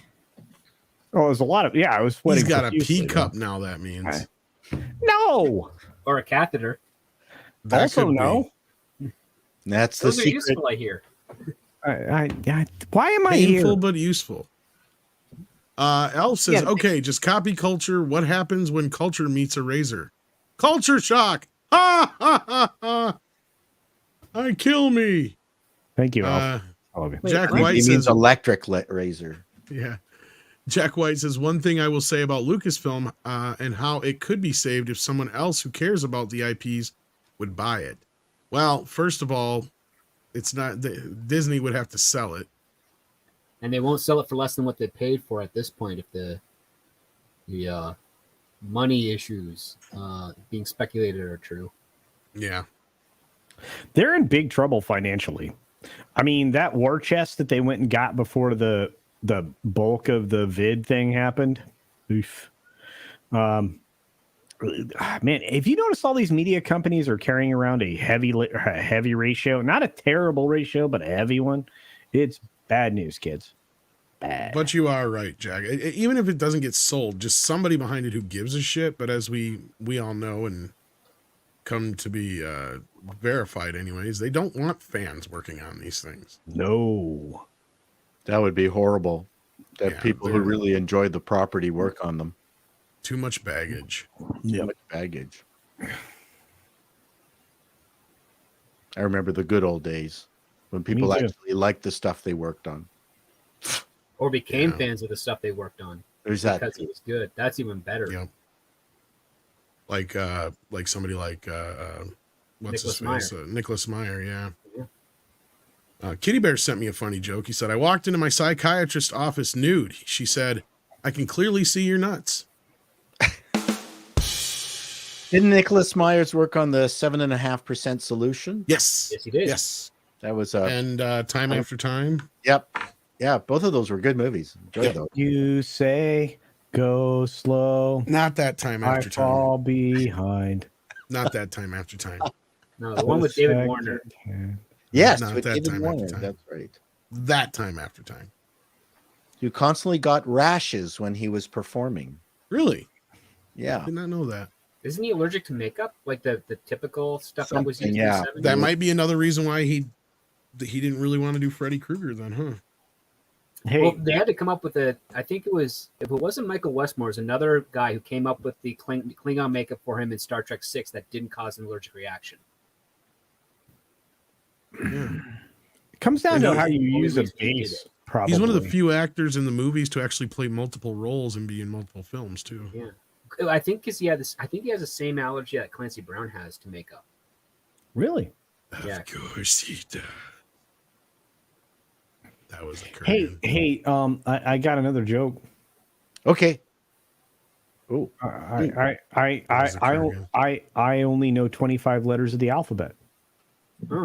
What's the 26th? I don't know why. That was kind of lame, dude. Hey. Jack White says, like what happened with Harley Davidson back in the day. That was my favorite character in the DC universe. What about Harley Davidson? Son of a bitch. Harley Davidson. Oh no, that's Harley David. Son of a bitch. Sorry, it's a music. It's a song. I thought she was hot. I thought Harley Davidson was hot in. No, that's Harley Quinn. Oh damn! Is this what happened to Harley though? Because they were a Wisconsin company, and they just kind of like they're still around, but they're Davidson, not nearly as dominant. They as got used to be. bought. They got bought. And they moved the headquarters to Europe. Yeah, I was gonna say out of Wisconsin. My name is Jan Janssen. Yeah. I come from Wisconsin. I work in the lumber yard there. I do. I sit in the steeple and spit on the people and say, hello. Hollywood Squares. That's right. And I'm always the Paul Lynde. That's right. Paul Lynde was my favorite guy ever, and it didn't matter to me that he was lighting his loafers. You know what I mean? You know, if Paul Lynde and Charles Nelson Riley ever fought, I think the world would have ended. Like I'd have been in like an unstoppable force meets an immovable. And who was the other guy? The writer who was in the bottom left corner that took over, was also gay and big. And are you talking about Brucey? Bruce Valanche. Yeah. Oh man, Valanche was funny. He's hilarious. Well, he wrote for years for like tons of comedians, and like most of the Oscars that we love. Valanche, he was behind a lot of that shit. So yeah, like he wrote a lot of Billy's stuff for the Oscars and all that business. So a skeleton walks into the bar. Mm-hmm. He says to the bartender, "I'll take a beer and a mop." I don't understand. Are we trying to tell the worst jokes in the world? Or? I like these. These are great. But yes, Camelbot Killer. We do love Hollywood Squares here. That's a great show. I thought that was funny. Everybody loved Paul Lynde. Oh yeah. You know, my introduction to Paul Lynde was Templeton as Charlotte's Web. So wasn't like he when I seen him on reruns? Was in Bewitched? I think that was when I. And then I seen him in Bewitched, but like then I seen him in reruns of the Squares show, and it was like, what the fuck, dude? He was so great in Bewitched. I loved him so much. It's like this is a character I get, right? I mean, I'm sorry, he was just brilliant, and all that is just sad. His whole life. Just sad. Well, I don't know what kind of life he had. I knew he wasn't the happiest person based on the few things I did read. But again, who can you believe on social media or what you read? Sure. You know, the mainstream press certainly didn't, investigate Paul over any kind of briefcase issue or laptop. Hey, Six? Yes. What's the best thing about Switzerland? Their chocolate. I don't really know, but their sign's but their flag's a big plus. I thought you were going to say she has big Alps. Nah, I prefer going to France for the cans. Lord Camino wants to know what becomes easier to pick up the heavier it gets. What gets easier to pick up the heavier it gets? I feel like I'm Batman and you're the Riddler now. Yeah, this Fat is chicks. That Because they is have the low truth. self-esteem. So It's probably chicks. Yeah, I know. You're right, Six. I'm being used. That's a great punchline. Now Six. you're gonna make me go to blonde jokes, then Six will really get pissed. But that's okay because I like the abuse. What? Riddle me this, Batman. It's no self-esteem by it's a offspring. song. What gets better? Bigger. I think Culture wants to do karaoke. I wish I could, but I have a show. Oh shit, I got a We show. could make your show karaoke, Nuh-uh. Yeah. Nuh-uh. We could. Well, you've also got the problems of the rights of the songs that you're using. Yeah, that's why we don't get to. If we sing them badly enough, then you don't get hit. They don't notice. Mr. Tickle Trunk sends in 5 Canadian buckaroos and says, an APB went out for a midget fortune teller on the radio. They said, there's a small, medium, at large. That was probably one of the funniest jokes of all night, and I like little people jokes. I'm funny. I don't care what all of you say. I'm funny. You're just off tonight. I'll give you that. When are we going to get the funny culture? Because I haven't met him yet. Wow. She's onto you there, Culture. Culture Casino Comedy Channel. James Villanueva. How much do we have to super chat to have you not tell that joke? I don't know why this started. Yeah. To be honest with you. I really don't even know why this started. Did we get this one? Oh, you missed the joke about Bill Clinton. Yeah, there's a few joke? I edited out. Hey, he was really good at playing the harmonica. There was a couple I didn't. There's a couple of jacks I didn't do. No, but did you read the super chat? No, I did not read the super chat. Jack White sent in $2 and says, and Tom, you missed my joke about Bill Clinton. Yeah, I took some liberties there with a couple of those jokes I had to edit. I figured it would be better. Hey, look, all she wanted to do was blow his saxophone. All she wants to do is dance. That's right. How alt low can you go? All I know is that her dry cleaning service went out of business because they weren't very reliable. I'm sure Bill was more upset that he picked a spitter. What? Did she really spit? Well, obviously, it was all over the dress. Oh my god, dude, that dress was. She didn't finish the job. Yeah. Well, if she did spit, then he missed. I mean, seriously, she's got a pretty big mouth. Script. I mean, well. Elf says you don't deserve your long hair. Give it. You know. Right now, that might be true. One of my favorite comedians of all time, whose hair slipped all the way back to his shoulders, Gallagher, passed away recently. Yeah. That was sad. I Culture's loved hair his is a bit weave, about cats, because his bit about cats was so true. Six. When we meet in person, you are more than welcome to pull my hair. Oh, I'm gonna pull it. You can pull mine too. Cats are dumb animals. They act like they gotta go outside. That was you walk not up, you open up the door. They look at you like you're going out. Hey, you mean trouble. Time to remember the size of my member and swallow. I like to go swimming with bull-legged women and swim. Cats can't read, but legs. they can compare. They load up in the pantry and they see how many kinds of cat food you have of one kind of cat food. Too many of one kind, and they don't like that kind no more. And I'm like, what kind of gourmet is this? He licks his butt. That's all Gallagher jokes for you, kids. That's how great he was. Yes. Gallagher was just, I loved him. Anybody who does language jokes, vocabulary jokes. I pay my kid for jokes. Yeah, Bill was better at that than Gallagher, though. We were on the way to the store to get some milk, and we were in a traffic jam, and my daughter goes, can this many kids be getting, or can this many people be going to the store to be getting milk? I wrote her a check. Emo Phillips does some of the best wordplay. He was really fun. Is he still out there in the world? Yeah, he's out there. Oh, hell yeah. I find him better to read than to listen to. His act is different. I had lunch with him once during the comedy festival in Montreal, and he was just telling me jokes. And then he was going, how's this joke?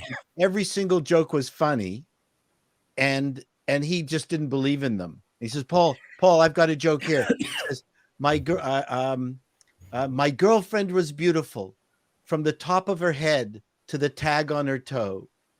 And I'm howling with laughter at lunch. And he says, is that funny? I'm going, Emo, that's hilarious. Emo's good. Well, it's weird because there's a lot of people that don't have that, like, the confidence in it all, right? And like, I'm like, you're one of the funniest people I've ever seen or known ever. And Emo is like one of the most famous unknown comedians there. Well, really? I mean, like, okay, so somebody mentioned Jonah Hex, I think, Stephen Wright. Stephen Wright's like that mind. Anybody who has that mind, they win. I'm sorry. Hedberg was that for a while until who? Mitch Hedberg. Yes. Hedberg. Before he passed away, yeah. God, what?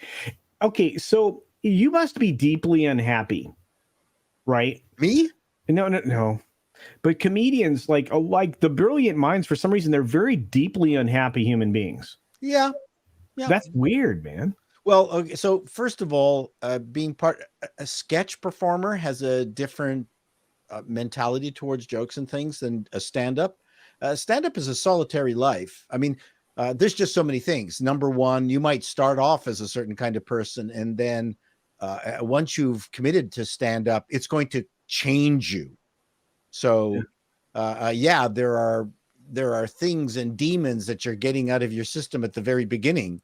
And I'm impressed with, the stand-ups that go out there and stick with it. And not just that. So there's two kinds of stand-ups. Number one is the ones who keep playing to a new crowd every single time and have to make them laugh. And then there's those who have made it and are applauded. Like, not that Ricky Gervais doesn't work hard, but when he walks out on stage, there's not a lot that he has to do. So, I mean, those are two very key moments in a stand-up's career. So I agree, but then you have like the perfect humorist, right? You have somebody like Chappelle. Chappelle wouldn't have to like do very much when he got out on stage, but the guy delivers every single time. Yeah, he works hard.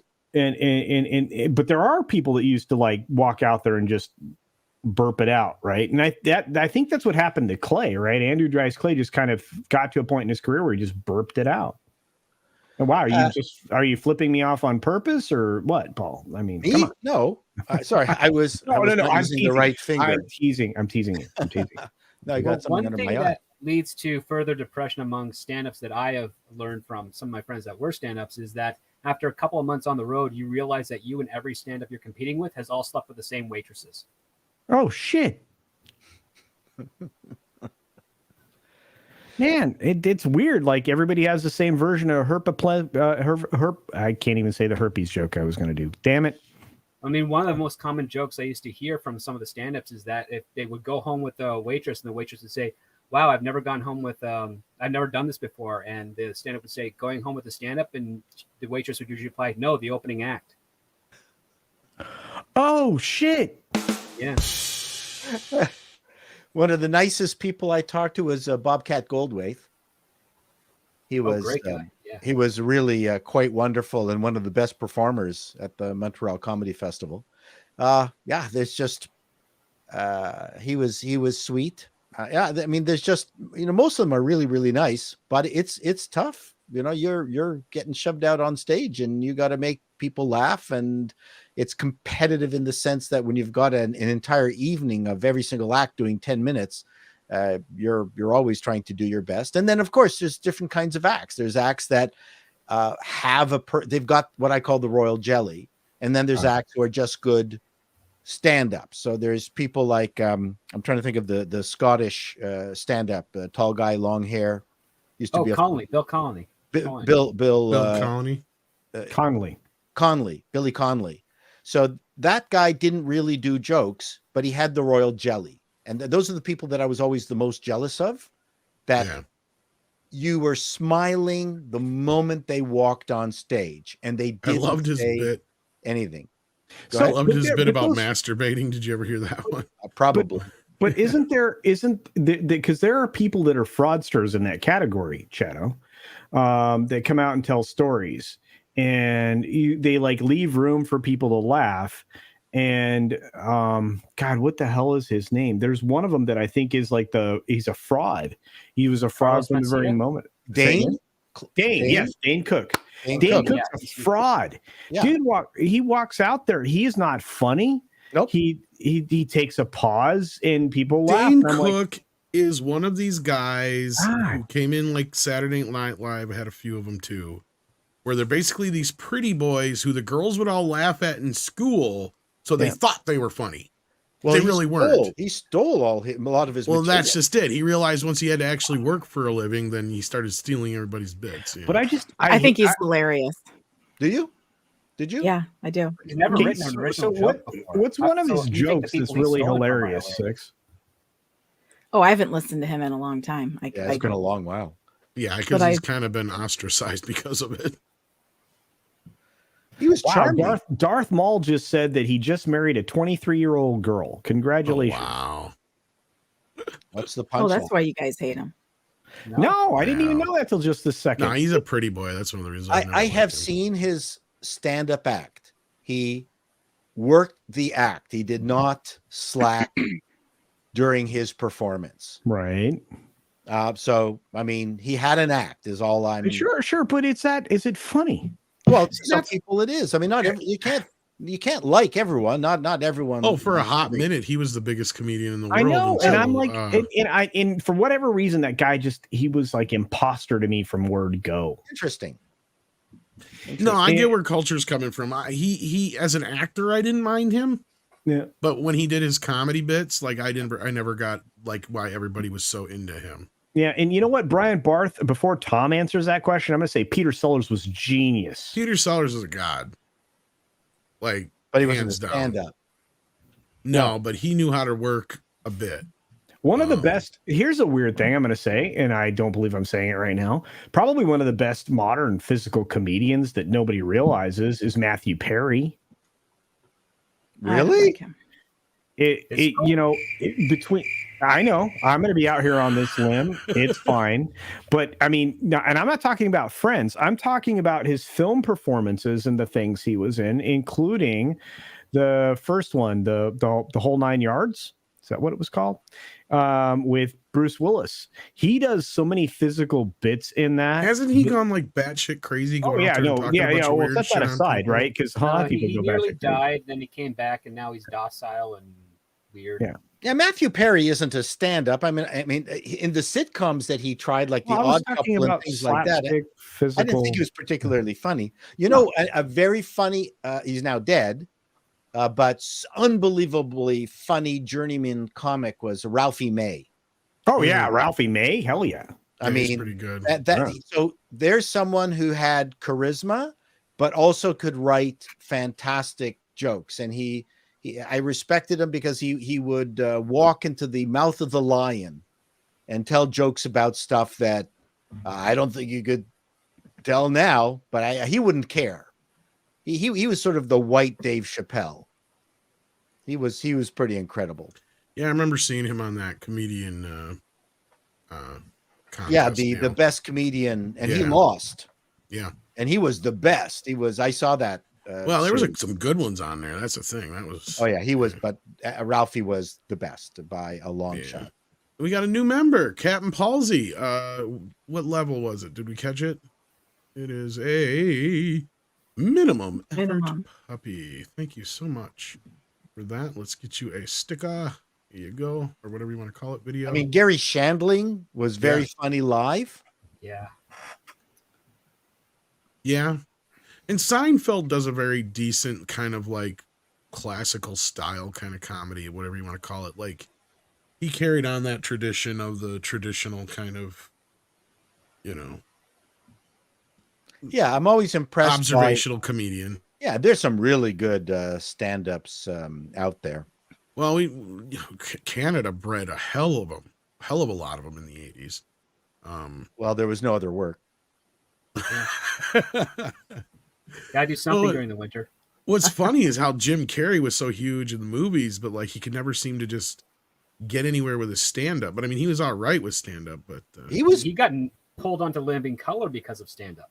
Yeah, I know, but like he never seemed to have like a breakthrough here in the U.S. as far as like a major special. But he stopped doing the stand-up. No, his stand-up exploded so quickly that he immediately got into that sitcom where he played an animator. Yeah, and he stopped doing it. And then he stopped doing stand-up. In the U.S., the deal is you would kind of get a name for yourself, and then you would show up on like usually you get. Hopefully Rodney Dangerfield would bring you on like his young comedians thing. That would usually be the first time we would see a lot of these guys here in the U.S. No, it'd be Johnny Carson. That's where they blow up. That's was the goal. I'm talking about when I was a kid. I'm not talking about 30 didn't stop 30 years 1990, before that. So it was always Johnny Carson. Yeah. All right. All I want to say is this. I gotta go. You're overlooking Rodney Dangerfield in the 80s though, man. He brought up a lot of comedians that Johnny Carson brought on after the fact. Like a lot of the major comedians in the 80s. Tom. What? Why? No. Well, there's only 2 people in your chat. You don't have to go anywhere. My show starts in 6 minutes. I'm watching your chat. We're already an hour late because of Valiant. I don't know why you started an hour early every time. I tell you this. I want to go to bed. Then why do you do a late show? Because it's before my bedtime. Well, actually, it's after my bedtime. You want to be cool. I am cool. I still got super chats to do, so I guess Howie Mandel did a lot more. He was one I was going to get to too. Howie Mandel did more stand up for a longer period of time than Jim. Howie was good though, because that was what I was going to say. Is Howie managed to get Hooray for Hollywood and his first comedian special that were Jim Carrey's first foray was doing imitations of facial, like unbelievably good facial and vocal imitations of actors. That was his shtick, but he didn't have the material, which is often the bane of caricaturists. What I was going to get around to with that though is like I didn't get to see Jim Carrey's stand-up special until after he was huge, right? Like it just kind of came and went when he did it originally. But he didn't. This is a weird thing because there are some guys that are just like so electric that they kind of skip steps. He did. That's what I'm saying. He did. Yeah, he was not a journeyman stand-up, not like Howie Mandel. No, Howie worked his ass off for a long time. Because whether it was you started through, because every stand-up's goal was you do the club circuit, you get on Carson, and then from Carson, hopefully you can land a sitcom. That was the goal if you didn't want to stay as a traveling stand-up for your entire career. It was always you got to get a sitcom, and you only could do that if you got the thumbs up from Johnny Carson. That was the only way you stood a chance up until 1991-92 when that was the end of the Carson era. And this is like number of stand-up comedians that I interact with, up from Joan Rivers to Larry Horowitz to people you've never even heard of, said that was the goal. And that changed when Leno took over. And you had to go different route. And then you end up getting the Ray Romanos and the Kevin James and them. They had to work their butts off. They had to like kill the club circuit and Just for Laughs and do a whole bunch of guest spots on various other shows in order to get cross that bridge over onto network. It was a lot tougher. So because I felt like Seinfeld kind of changed the game for everybody. Is that wrong? Seinfeld was a different show. One thing that changed in the 80s that I was trying to get to was HBO. See, that changed everything. Because you're right, Script. Before that, you had Carson was like the big ring. But then after that, you had that, once you got the HBO or the Showtime special, that was the big deal in the U.S., right? That's where Eddie Murphy Delirious comes from. That's where all the George Carlin specials come from. Basically that was kind of the launch pad. Then you had your concert film, which very, very few got. Whether you were Bill Cosby was one of the few. Eddie Murphy is the one who still has the highest grossing. I think Kevin James is one of the last ones who got a concert film. But before that was like Martin Lawrence, I think. It's been years. Oh, I remember Martin Lawrence. His was bad. Yeah, his was not too good. You So Crazy or whatever was really bad. And there was a couple that got the concert films, but Eddie was the one who even got one too. That was John Leguizamo got one. But that was like between there and then you're right. Like if you could get the sitcom, that was like the big deal. But even Pauly fucking Shore got to that point. And nothing against Pauly. I loved Pauly back in the day, but there's a lot of comedians who are just kind of like, what the fuck? He also got pigeonholed into that guy from Encino Man. That was the other one. And just very quickly, I just pushed my show just for you, Tom. Just a few more minutes. So we are so blessed. I was going to say push it until at least 10 anyway. God, jeez. Then you're the 10 o'clock show. Anyway, Jack White wants me to show this. So let's show this real quick here. Oh, but why? Because evidently this is the inspiration for the One Piece characters here. We got Eminem for this guy. We got Steven Tyler for this guy. Jim Carrey for this guy. I don't know who that is for this guy. Michael Jackson for this one. I think that's Lenny Kravitz for this guy. That's Al Capone there, I think. I don't know who the fuck that is. I thought that was Leatherface for a second, but I think that's a wrestler. And then we got, isn't that Stevie Ray Vaughan? Yeah, it's a guitar guy.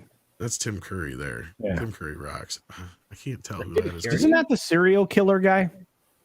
Can't tell who that is. I think That's it's the lead Penguin. singer from Kiss.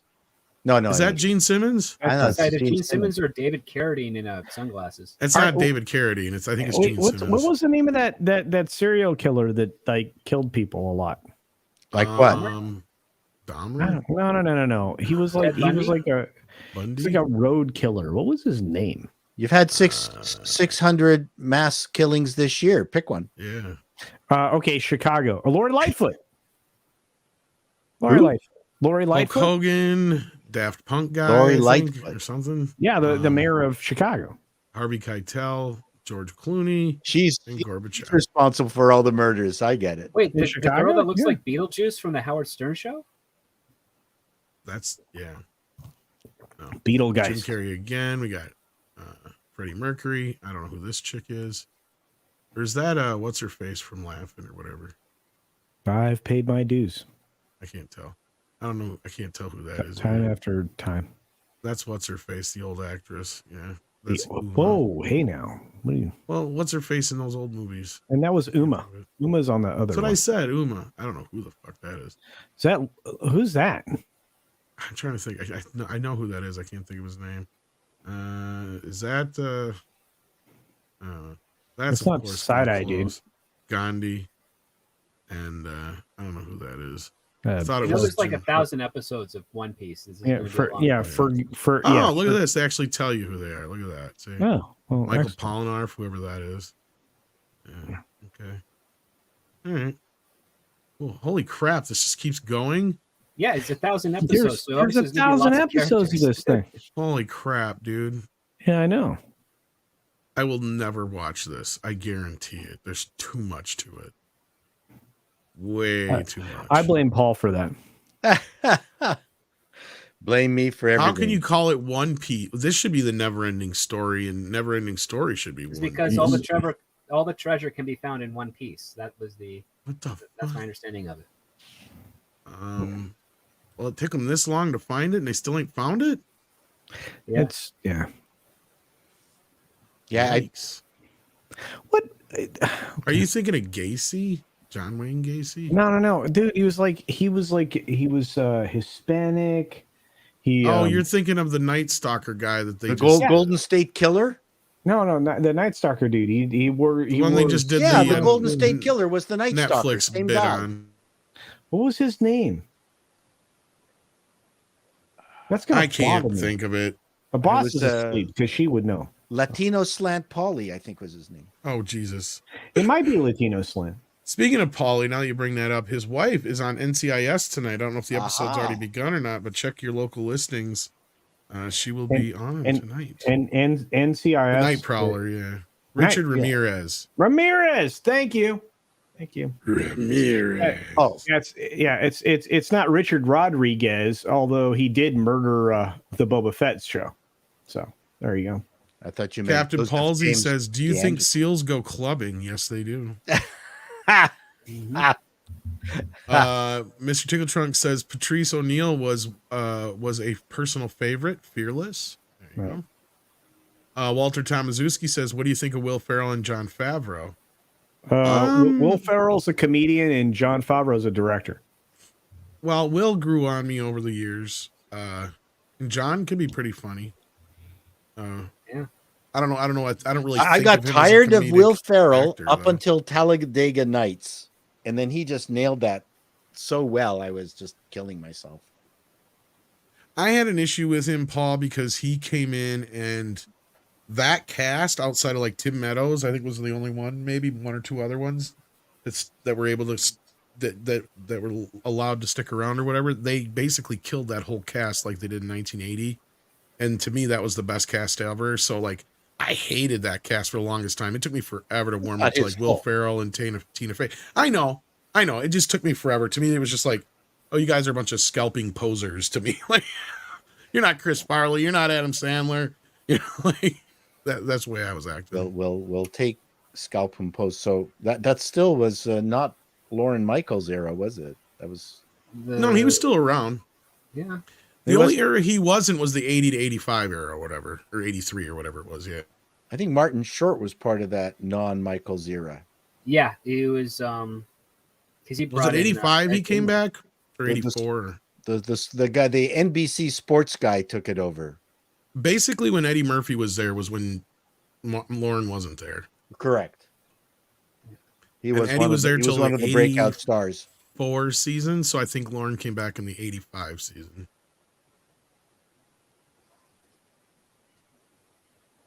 Yeah, because Eddie was still there when he was in movies. He couldn't wait to get the fuck out of his contract. Basically. You know, there's just so many good stand-ups. It's amazing that they have to put all these non-entertaining stars as hosts, because there's just, if they want a good opening.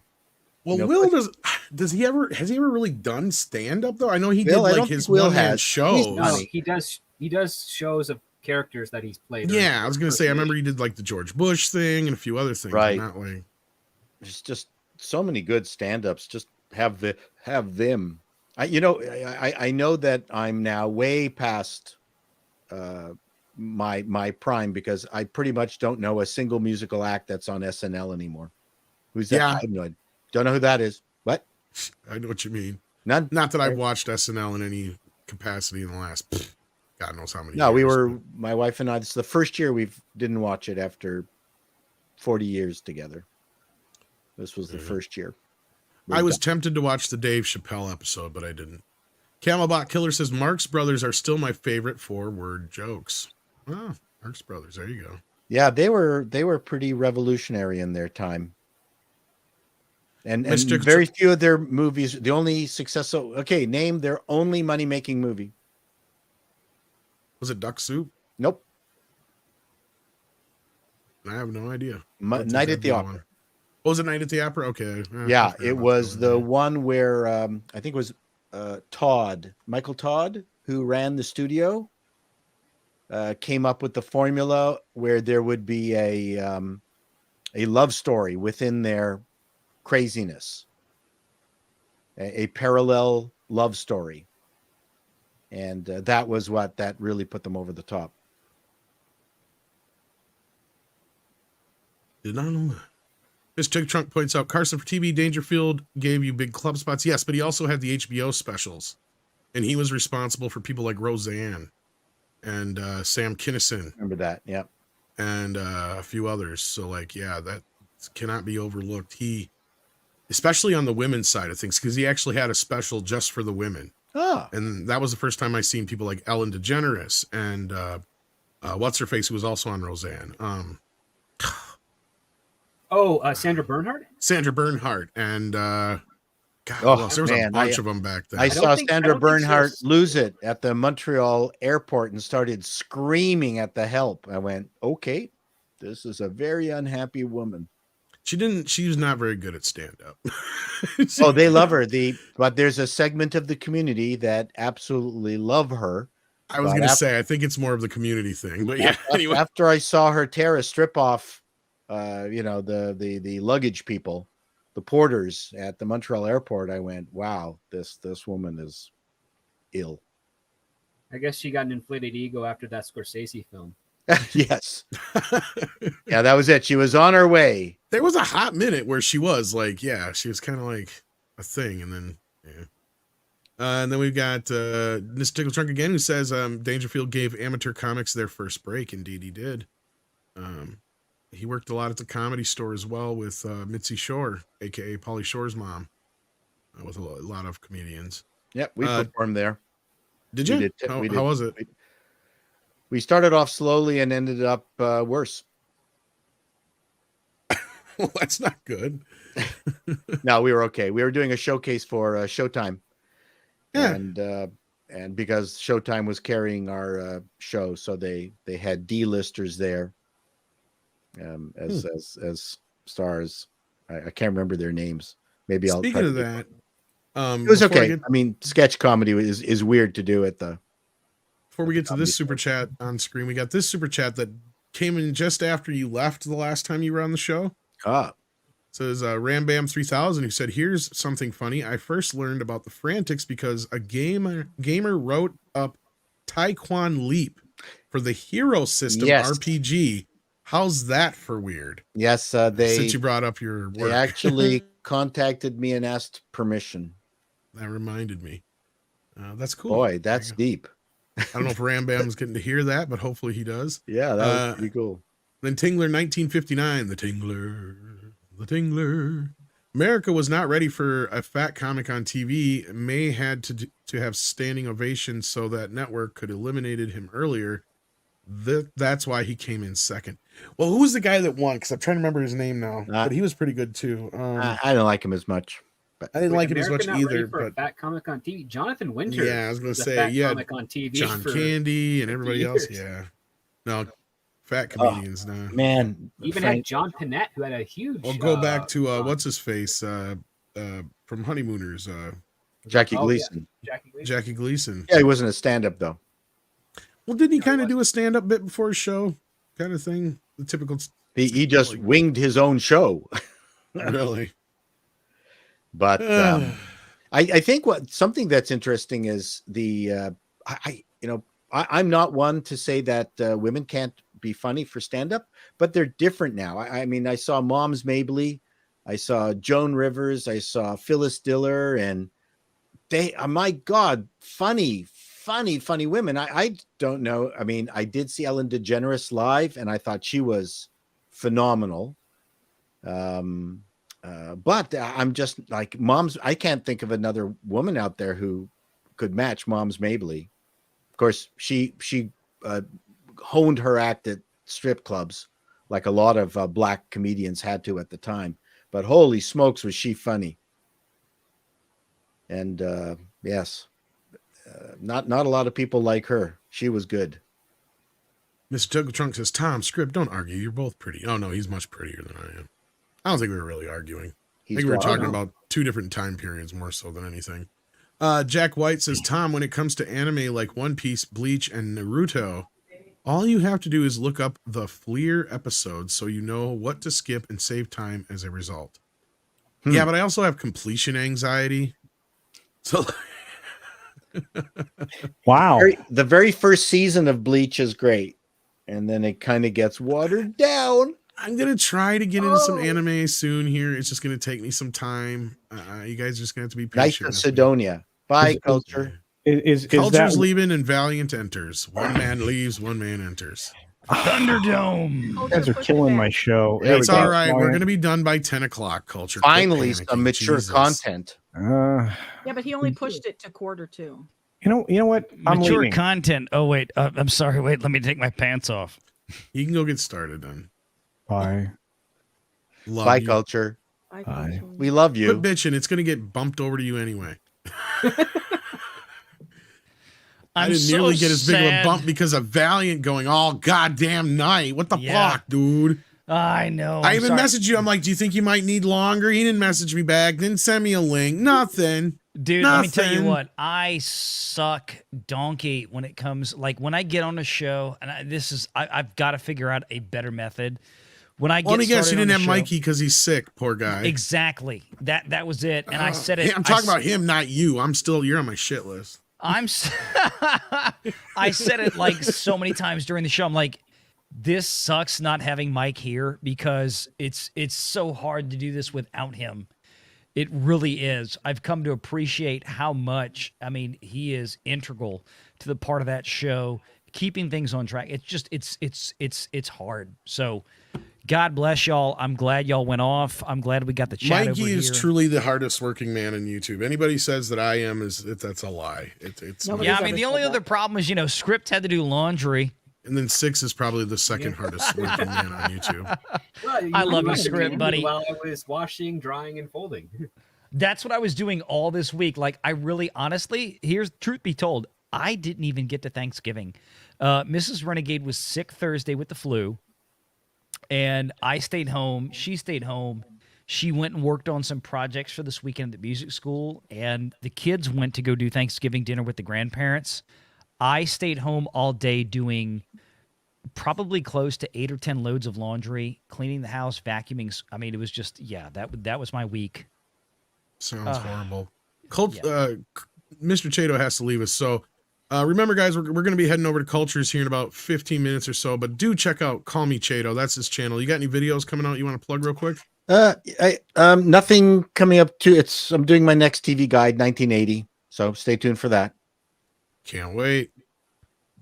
Thank you very much. I'll make sure I update the description with your link so everybody can find you. Thank you. Nice to briefly see you again, Valiant.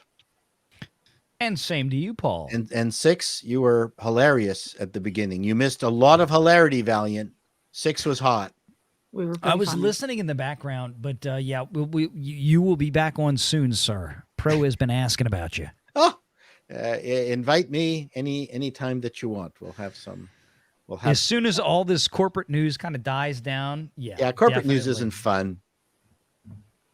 Valiant makes it fun. He does with Pro. Yeah. Because he's got that DJ voice.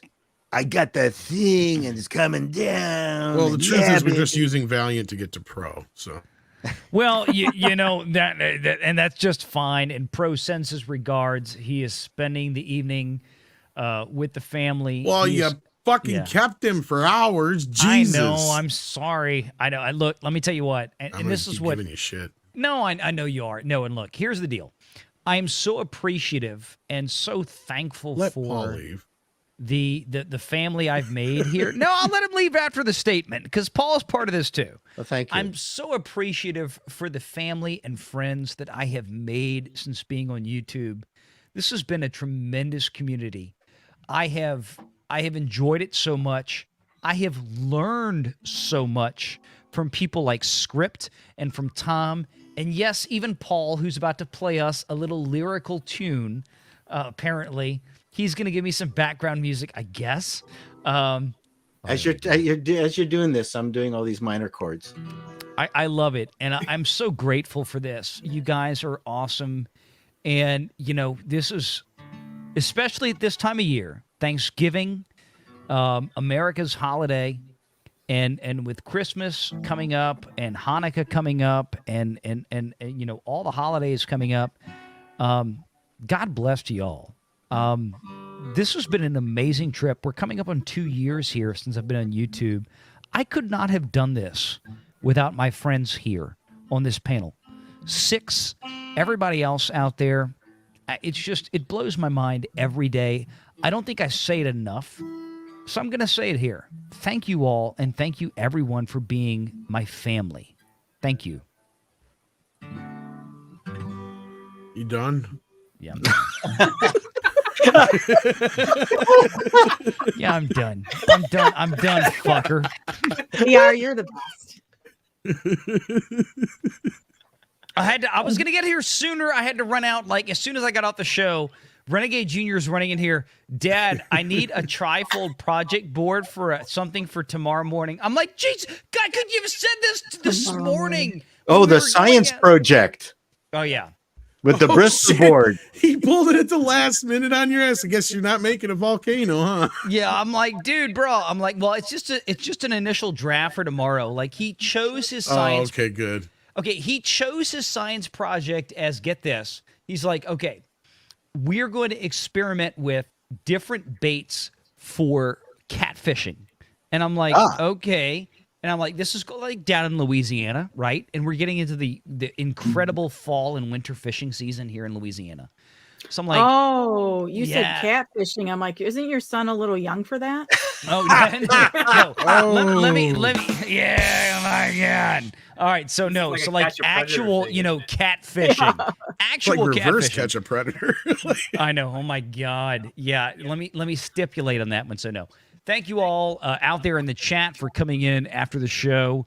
And my God, look at this. We're almost to 300 likes. I mean, y'all can do this like right frickin' now. Do this right. Share the stream out. Hit the like button. Help out Midnight's Edge like you'll help out Valiant Renegade. Subscribe to all these wonderful folks here. Subscribe to Six, to Call Me Chato. Subscribe to Script. I mean, these are my guys. These are my girls. These are my family. Get it done. Yeah, my son's science project was collecting all the syringes in the park. That wasn't community service punishment? Anyways, I will leave you. We love you, Paul. I'll Take leave care. you with that. Bye, everyone. Bye, Have Paul. a good evening. Good night, Have Paul. a good one. There we go. 300 All likes. right. Thank you, chat. Yes, indeed. And we got a couple of super chats here yet to get to, and a couple for you now, VR, that you showed up finally. Goku Big Duck says, nice to see the stream uplifting after depressing stream by Equenzo Frenia Natural. What is that? Don't know. Still would be nice if he gets invited. I'm not sure who this is. So I'll have to figure out who you're talking about here. Equizo Frenia Natural. Natural, yeah. Squizo, Frenile, Frenia. Yeah, I don't know. Not Never heard of familiar. this person. So maybe send me a link or something on my Twitter, Goku. That would help out. Camelbot Killer says, Tom, watch Rising of the Shield Hero, SAO. Here's the funny thing is you guys think I'll actually remember that? I can't even say this shit. Uto Rumano? Utu Ware Rumano. There's 3 series of that. So that means 3 seasons, right? Dr. Stone. Only 3 seasons and not 3 spin-offs. Difference. Yeah, I was going to say, because, yeah, that's the problem with some of these things, too, is like there's just so much. Like Dragon so Ball's much. been going on for like nearly 40 years, Right? and you only and if you want to know what happens in Dragon Ball, there's only 10 episodes you need to watch. Well, and I thought about getting, was it Robotech? I think they had a couple seasons on sale this last week on Blu-ray. I was like, maybe. Then I'm like going, is this the original? Do I have, am I missing shit? Is this like part 5 and I'm missing 3 seasons before that? And like, and you know, like, I don't know anymore. This is where I get confused. I'm sure there's It'd be websites faster out for you there. to like binge all of the original Super Sentai from its inception to like 2000. Right. Plus episodes, but I've got Cowboy Bebop. That seems palatable enough because it's only a couple of discs, so I think it's like 30 some episodes or whatever. Well, I mean, like Robotech was one of the only things as a kid besides, you know, basically Speed Racer that is remotely close to anime that I kind of grew up on. And I think that's part of the reason why myself personally, have such a hard time getting into some of this stuff is it's just not something I cut my teeth on as a kid. And the style is something I have to get used to and all that kind of business. So, I mean, I've seen some stuff. I used to have an ex who was really into it. So I've seen like randomly a lot of weird stuff, but I wouldn't know it to name it. So, but, and I think Monster Kid is like way behind.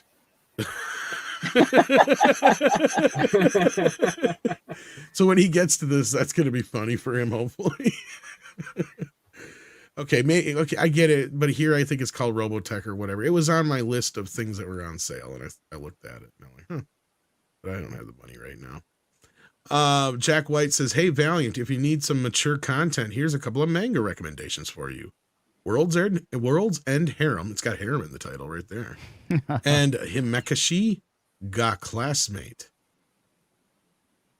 I'm sure I butchered that, but there you go.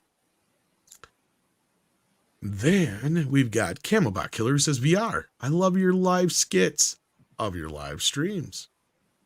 There you go. Yeah, well, we try to throw that the joke stuff in at the end when Pro rips out the butter stuff and I rip out the Cartman stuff. you should really do more of like the Principal Skinner stuff because you got closer voice to that. I've got to go back and rework on that one. It's like I was more of a South Park fan than I was a Simpsons fan, but yeah, I get you. Yeah, but you sound like a relative of Harry Shearer. So, I was say you could probably do some of the Harry. Well, Shearer you know voice, why? Louisiana. Yeah, damn right. Harry Shearer is from New Orleans, baby. That sounds like rock and or roll.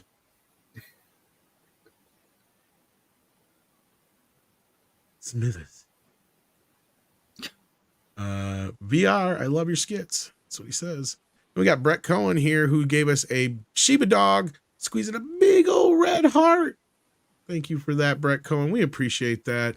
And coming in from Australia, no less. Thank you. Good eye. Jack White sends in $20 more and says the premise of Hameka She Got Classmate is about a guy who dies in an accident in our world and gets reincarnated into a fantasy world, but not as a hero or champion, but as an Av master. And enslaves a bunch of hot girls. Slaves. And enslaves a bunch of hot girls because he probably can't spell. Oh, can't write it on the Google. I see that as problematic. That seems very problematic. And then G-Dog sent us a thumbs up. If you haven't hit that thumbs up yet, please do. And then Brett Cohen says, Tom just watched Ninja Scroll. Now, here's something I could probably get behind because it's got ninja in the title. Yeah. Ninja Scroll's pretty good. Fist of the North Star is also entertaining. I like ninja stuff. I love Kung Fu and karate. All martial arts type movies. I love it all. I can dig it. I'm not into the Crouching Tiger type stuff so much, though. That to me is way too, like, fantasy oriented shit. But anyway, I love like the old Kurosawa movies and Bruce Lee and all that shit. Mr. Tickle Trunk says, I remember bothering Valiant in the Midnight's Edge chat when he was just a wee baby channel. I could still say hi to individuals. 2 years and he's grown up. Yeah, I know, right? He's too good for all of us. Oh, don't start with that shit. He's only Nunchuckosaurus. Sorry, I got distracted. And with that, actually, we're closing in on the 10 o'clock hour, and I believe Culture is going live. And I think most of us are going to be heading over there soon. But Valiant, you had a hell of a show earlier today, and it sounds like a lot of crazy stuff going on over at Disney, and we're going to be talking about it for the next couple weeks or more, I'm sure it sounds like. But anything interesting pop up in your stream, though, real quick? You got any highlights? Or Well, I mean, look, we are still, to be very clear to the audience, in a state of flux, right? I mean, look, as I talked about tonight in the stream, I invite a wide variety of opinions and academic conjecture out there. That's what makes the spice of life interesting. We can't obviously at this point speak with definitive authority to say this is what happened or this is what didn't happen. But we can read the tea leaves. We can look back at historical relevance. We can look back at historical citations and say that, okay, based on this, that, and the other thing, this is where we are now. This is our best approximation as to where we are.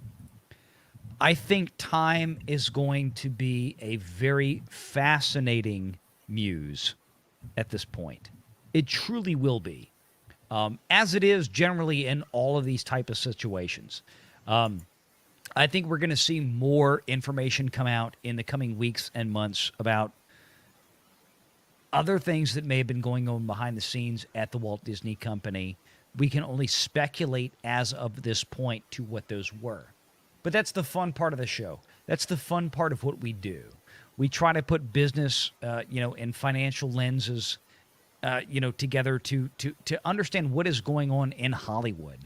And we try to look at what is happening right now, what is going on, and give our best estimation as to what those events might have been, to what they have led to the point, or to what have led to where we are now, in other words. So, I mean, look, be patient. We'll get more information as things come along. I think it's going to be a fun ride the next few months. Oh, yeah.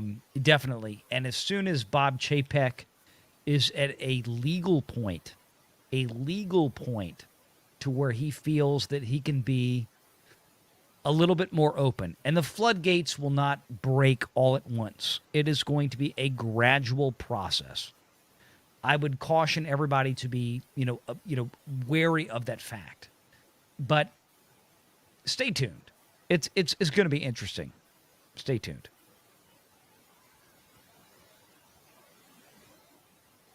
All righty. So with that, does anybody have anything going on that they want to plug?